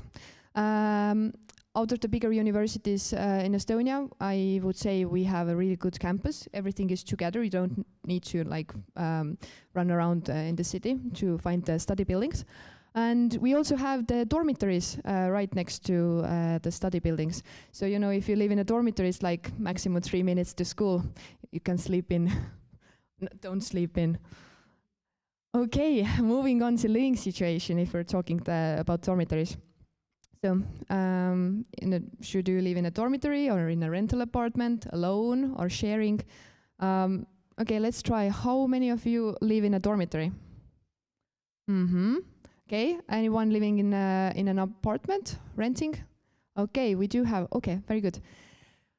So, I was living in a dormitory for 4.5 years where I was doing my bachelor and master's. And we have like different types of rooms shared. You can be in a private room. Depends on how you apply. They are quite empty and quite clean, not clean or like, you know, don't have any like personalized things in there. But I suggest I would make it like more personal, so you would actually feel cozy living in here, because it is your home for the next 2, 3 or even longer years. So make it cozy. Shouldn't do any permanent changes, but you can put up some lights, some, I don't know, pictures, have some plants, whatever is making it home for you.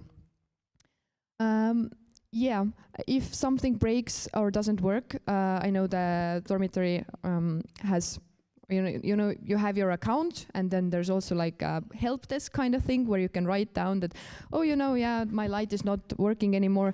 Don't start changing anything yourself. Maybe only batteries in your clock.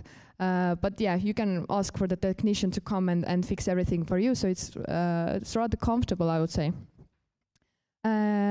Then there's definitely mentioned in the contract that you should keep the rooms clean and tidy. And for example, we did with my roommates like a schedule in the kitchen. Everybody was cleaning 1 week. Sometimes we paired up, so it would be like more fun to clean. So it's your home, but at the same time you're not living alone. So yeah, be friends, take into account other people as well. And then shortly about the rental apartments, I would say you definitely have more privacy. You can make your own rules if you want to sleep during the day and work during the night, and you don't, like, you're not, you can talk during the night as well. No one needs to sleep next to you. But you definitely have more, what did I say? Oh yeah, responsibility, because you need to figure out the contract details. If something breaks down, doesn't work anymore, you need to do something about it. I suggest you keep in contact with your the apartment owner, figure out some things with them, and yeah, well, it still needs to be clean and tidy. I'm quite sure of it. And as we said, Estonians are punctual, and we agreements are important to us. That includes any kind of contract. So if there is a date and a certain payment agreed upon in the contract, then you definitely need to pay this amount by that time. Otherwise, you may not be living there for much longer. So yeah. If you decide to that you would like to move on into a rental apartment or search for it, I put some links for you where you can start looking for them. And then we can move on to food. You do have a place to live, but you don't want to get hungry. Huh? Yes. So I would say that the food in Estonia compared to our wages is rather expensive, perhaps. So how I do is I go to the store and then I followed usually the yellow signs, which means that something is discounted. Doesn't mean that it's going bad. You should check the dates, of course. I would not buy milk that has the same date because it wouldn't be good for that long time. But you can definitely buy something else that has the discount mark. The date is far away. It's good. You know, it's just like in the when you go buy clothes or some footwear or something. Occasionally they have some discounts. You know, it doesn't mean it's bad. And sometimes I like to buy, I don't know, like minced meat or something that maybe even has the expiration date is close, but you can put it in the freezer. It will stay there. You can take it out, melt it, and eat it, and it's totally fine. And you don't have to spend that much money. Yeah. So some grocery store change. So you see, we have quite many options. I usually go in Maxima because, in my opinion, it's the cheapest for me. But you may recognize Lidl. Definitely, it is in Europe. So perhaps you want to start there, more familiar. And just to put that into perspective, these Selver, Prisma, and Rimi, which you see on the top of the picture, if you want to walk there, it's like a half an hour walk. So then you know the distances. Oh yeah, that's a good one. So, Tipipood. It's here. Oh, you see, Tipipood. So Tipi means like a tsalteki in Estonian, and the pood is shop, store. So it's a tsalteki store. It's a grocery store. It's the closest to us, and it has some really interesting products sometimes. So yeah, you can visit them. Some things have good prices, yeah, and some prices are the same as in everywhere else. Okay, moving on. So the grocery store opening times are usually between 7:30 and 9, depending on the store. They usually close at 10, so you have quite like a nice time frame that you can shop. And some like Prismas are open 24/7. I mean, it's very nice in Estonia that you can also go grocery shopping during the holidays and during the weekends, which I couldn't do while I was in Hungary. So I had to make a lot of plans in advance. No worries, you can shop during holidays and weekends in Estonia. Then some phrases for you, so you understand what is written on the doors or somewhere else. And what do Estonians usually buy or eat? I mean, what can you recognize? Piim is milk. Then we have eggs, cucumbers, tomatoes are missing, but tomatoes as well. Some vegetable stuff, minced meat, or chicken, definitely. And then the famous sour cream. You can definitely check it out. It's very nice. And actually, when I was putting together the slides, I discovered that I have everything in my own fridge as well. So that's true. It's a fact. Sorry? It depends on the packages. We also have milk in cartons or some milk in bottles. So depends on the production line. So the question, was why is milk in plastic bags? Some Estonian cuisine. Let's see. Black bread, definitely. You can check it out. It's not burnt. It's supposed to be black, and it's very good. Then we have sauerkraut or fermented cabbage with blood sausages. the blood is cooked, doesn't hurt you, it tastes good. Then we have kama, which we were briefly talking about yesterday as well. So mixed grains, grounded up. It looks like flour. You can mix it with milk, yogurt, sour cream, sour milk, however, and eat it. Very nutritious. Then we have a kaili, which usually is non-alcoholic. It's sweet. It's the making process is somewhat similar to ale, but it's non-alcoholic and it tastes good. So you should taste it, in my opinion. Yeah. Then we have. Well, now I have forgotten the name of this fish, but in Estonian it's called kilu. And then we eat it. You know, we have the flag as well. So this is something that we eat on national holidays. This fish and boiled egg and black bread. And this is a nice dessert. Usually during in the beginning of February, when we have this holiday, which I don't remember the name of because it's really difficult. Shrove Tuesday, oh, exactly, thank you very much. And so it's a sweet bun with some whipped cream. Yeah, like a seasonal dessert, I would say. Okay, what else can you buy in the stores? Usually the grocery stores have like some amount of this like first, what's it called? You know, some other products besides food as well. Some cosmetics, the toilet paper, some cleaning supplies, office supplies, something like that.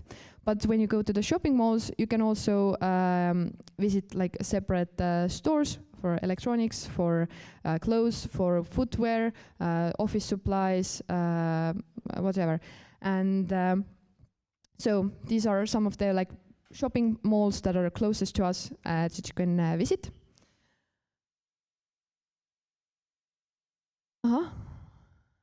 Please work. Okay, not working anymore. So how to get around? Transportation part. We do not use horses anymore. Don't worry. Okay, you can walk. You can take a bike, skateboard, take a scooter. Probably maybe not the fastest, but you know you can go whenever, basically wherever. If something is farther away, the weather is bad, you can also use public transport. We have buses, trams, trolleybuses in Tallinn, and in some occasions you can also take a train between some places in Tallinn. I linked the times tables and routes webpage here that you can check out. And you can't buy a ticket from the bus driver. This is not working anymore. Now we have these validators. You can buy a ticket with your bank card, or you can use this travel card. It can be this green card, because it's green, then we say green card. Or you can use IC card. It needs to have the chip inside. And then you can put money on it, on the card, and then you can go and swipe whenever you enter the bus or any other public transport vehicle. We have this rule that every time you enter the vehicle, you need to validate, or need to go with your card and make the beep. Doesn't mean that you are buying a ticket every time during an hour you use 3 different vehicles. Doesn't mean you're buying 3 tickets. We actually have like a 1-hour ticket or a day ticket or something, and it automatically decides if it needs to take money from your account or not. So during 1 hour, ride as many vehicles and routes as you want. You will just pay once. And if you have registered your place of stay in Tallinn, then you have free transport. Okay, in Estonia, then we have buses, we have trains. You can buy a ticket. Probably it's better to buy the ticket in advance on the internet. because otherwise sometimes the buses are sold out and you can't really ride with them. Okay, moving on to sport. Estonian folk dance is a sport. But maybe more about traditional sports. You can do sports in Saltec Sports Center because it's the closest to us. You can declare or add to your study plan like sports course. We have one for the autumn semester and one for the spring semester. We were talking about it yesterday. Then if you do not want to follow the sporting timetable and go during the day, you want to do your own thing, you can purchase a semester card. If you don't want to do indoors training, we have really nice forest and nature trails and health trails around the university. So you can take advantage of these. And then I have added this app, Football. It's app or a web page as well. You can log in and you can actually check out if someone in Tallinn wants to play basketball or some other ball games or football, and you can join and you can meet and play with people with the same interest if you don't have a group yourself. Oh, and the famous winter sports, because we do have a nice winter every year, almost every year. You can do cross-country skiing, you can skate. I personally love skating. You can go ice swimming, but be prepared, it's very cold. You can do sledging, and in my opinion, building a snowman can be a sport. Okay, well, besides studying and eating and doing sports, we can also have fun. Okay, well, actually, I was informed that we do have more than 35 student organizations in Taltech, around 40, I believe. So there's a good choice, or like a variety, and you can choose whichever you like the most. So we have different events, activities, from students to students. So student organizations are organizing something, whether you are a member or not, you can usually join. Then we have some events that the university is organizing for students. Next up, the most famous probably is the campus party next Friday, and this is celebrating the university's birthday.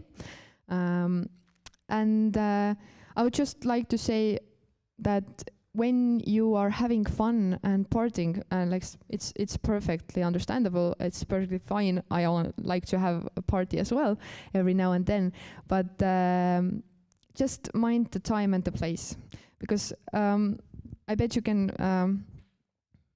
relate. You know, when you want to sleep in a dormitory or in your apartment, and someone is having a really loud party next doors.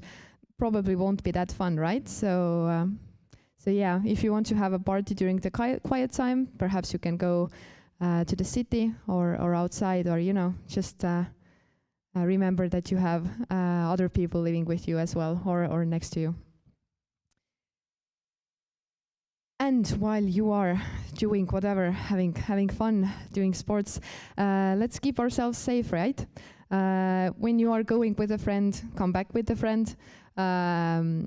Then you can think about having an insurance if something happens. I've already heard that something has happened with some people yesterday, got to change bandages and all. You can figure out where is your embassy. So if there is an occasion where you do need to contact them, then you don't need to start searching. In Estonia, we have a free emergency number. Everyone can call that and ask for advice. And if there is a need, then the ambulance will also come. But you don't need to be afraid. The number is 112. Actually, yeah, I do have some time left. I will tell you a story about this emergency number.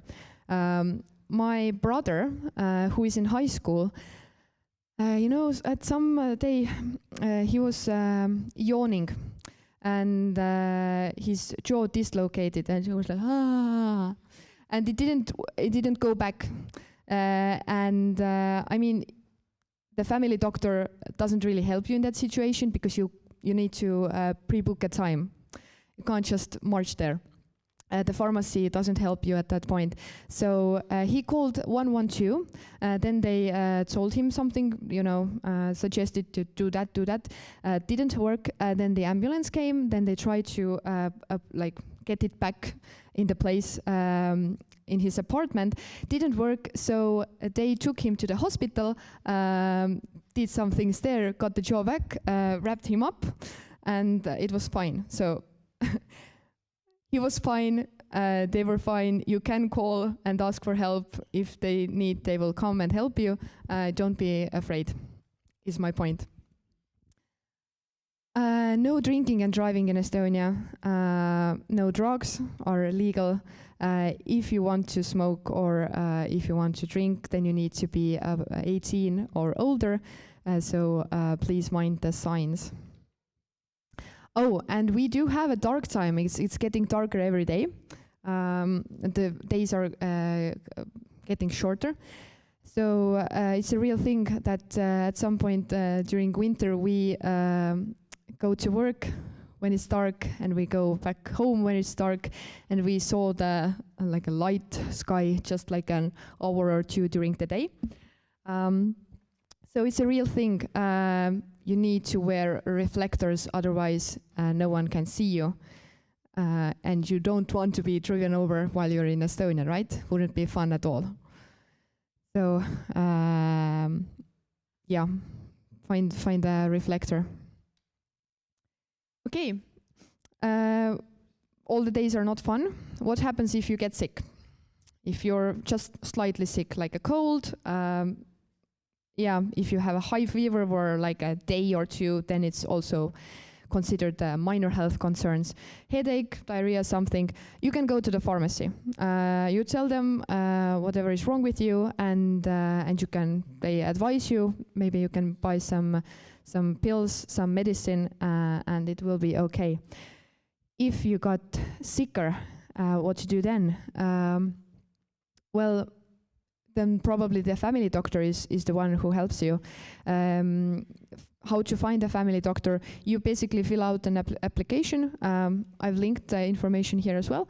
Fill out an application, submit it, and then wait for the family doctor to say, yes, I take you, or no, I don't take you. And there should be a list somewhere as well that says which family doctors can speak English. So that is also an important part. Otherwise, there's no use, right? And there's also a family physician advisory line that you can call, and they speak English every day from 3 to 5 in the evening. And if you are very sick, critical conditions, bleeding, or severe cold or fever, or had an accident or something, then it's this time to call 112 or go to the ER. Also linked where is the nearest ER or EMO. We call it in Estonian. So don't struggle alone at home. Yeah, this is not the place. Okay, really quickly exploring Estonia. So some information can be found on the Visit Estonia homepage. Some like really cool things or places to go, or what to do in Estonia, like an introductory part.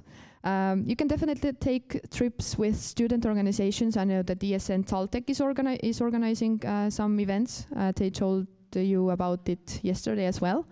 We have sea, we have a bunch of islands, bogs and wetlands, nature trails, health trails. South Estonia is really popular. You can check out other Estonian towns, and definitely the Song and Dance Festival. When you are in the nature, you probably don't have to worry about bears or boars or other like wolves or animals, but you should beware of the snakes and ticks.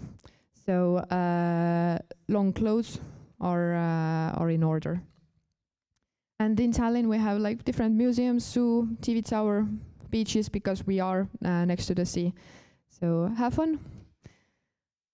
Just some pictures from Estonia. The National Song and Dance Festival is a huge festival. We are very fond of it. We come together, we enjoy it really a lot. And the next festival is next summer. So I will be going. Let's hope I will see some of you there. Yeah, and just some good to know things. We have 4 seasons. The winters are cold, so be prepared. And it's getting colder every day. Then we have the spring, very hopeful. And we also had the flood season that we talked about yesterday. The summers are could be like rather cool. I know in Central Europe it could be like 35 from May to, I don't know, September, October. Estonian summers are rather cool. We do have some like 30-degree weather days, but be prepared. Then autumn starts really colorful and then gets gray and rainy. But the upside is we do have like mushrooms and nuts and things that you can put into your refrigerator for winter. Then in Estonia we do sort waste, so be aware of that. The signs are similar. I put Estonian words and English words so you understand. Sometimes they just write glass and then you're like, oh, this is glass. So we do sort. And when some bottles have these signs on them, do not throw them in trash. Take them back to the return, I don't know what's it called, return bottle bank. And it's usually right next to the grocery stores or somewhere. You can actually find it on the maps as well. And yeah, return the bottles and you will get rich. Then some other things. You don't need to be afraid of police. They are here to make us feel safe. You can go and ask them whenever you're lost or you want to know something. They're happy to help you. Then I linked the Estonian post and parcel system just in case if you want to send someone something or receive something. Some second-hand shops that are famous. Yeah, we don't usually wear shoes inside. So if someone asks you over, then ask about the rules in their home. And e-Estonia, we have e-government, e-residency, voting, online banking. Yeah, a lot of things you can do on the internet. Hopefully you will get a taste of that as well. It's really convenient, really nice. Okay, where to go with your questions? We have International House of Estonia. They are in Ülemiste city, still in Tallinn. All their services are in English and free of charge, and you can book a time or an appointment and go and discuss whenever or with whatever you need help. They have different topics. We already talked about migration consultation today. You can talk about identification code with them, career consulting, housing, kindergarten, schools, everything. Then their contact information, how to get in touch, social media, website, you can check out before. And then we have a short video. Tere. Hello. Are you new here? Great. We have answers to all your questions. Welcome to the International House of Estonia. Anything from daily basics to immigration procedures, we are here for you. Our consultants can help you with everything from family-related questions to taxes and business environment in Estonia. You can book a one-on-one consultation or attend a fruitful seminar to give you some insights. Or webinar. We have it all. If you want to hang out, our networking events can make you feel more comfortable here in Estonia. And as an added bonus, you meet new people. To know more, follow us on Facebook. As a digital country, we of course offer online consultations. All our services are free of charge. Book now or come visit us. workinestonia.com/internationalhouse. Okay, if there is a case that you need advice, then don't be alone. Go and ask someone because It's more than one head thinks better, definitely. And my friend recommended some Facebook groups that I also added here. So all this information going on there, something is happening, someone is exchanging something, selling something, asking advice, so perhaps something useful for you as well. And I mean, enjoy your time in Estonia, however long you will be staying. Now we can do some quick questions if you have.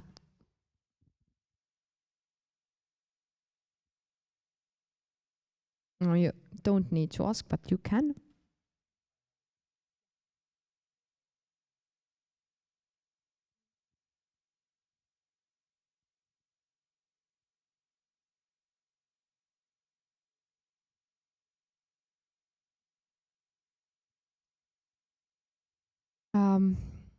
I think this is something that we need to check out. Yeah.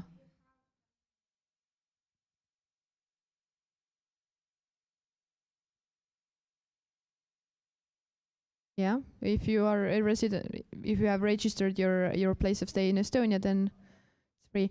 But it's still, even if you have the right for free public transport, you still need to validate. You need to like still have like a card or something that you can validate there. Yeah.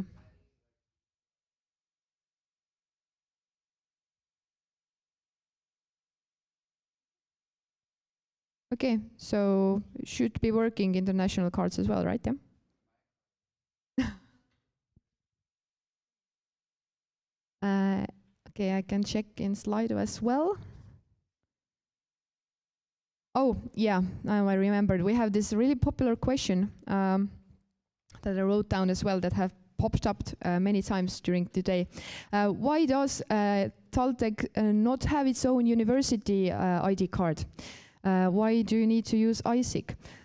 Well, this is just something that we have decided that we do not have our own university ID card. We are part of the ISIC network. Take it or leave it. Nothing we can do about it now.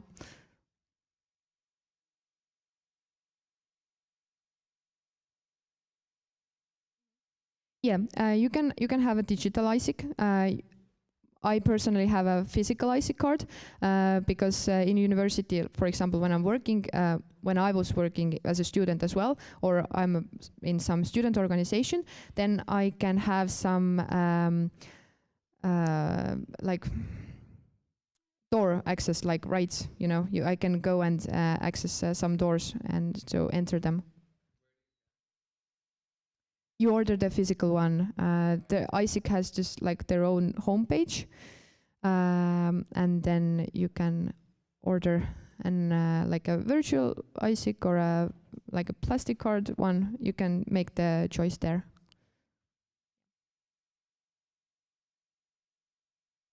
Okay, where can we access those presentations? I believe they will be sent to you or put onto the TalTech homepage, right?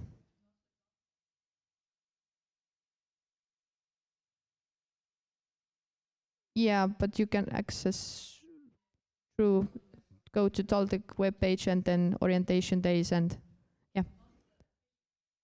Oh, okay.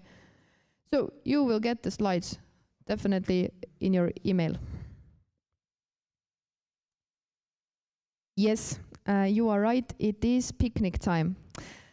I hope that yeah, during yesterday and today you got some useful information. If you do have some questions that didn't get answered, you can always visit student counseling office or ask us or find someone who knows the answer. So thank you all for being part of the orientation days, and let's go eat now and listen to some music and join the Erasmus students. Thank you.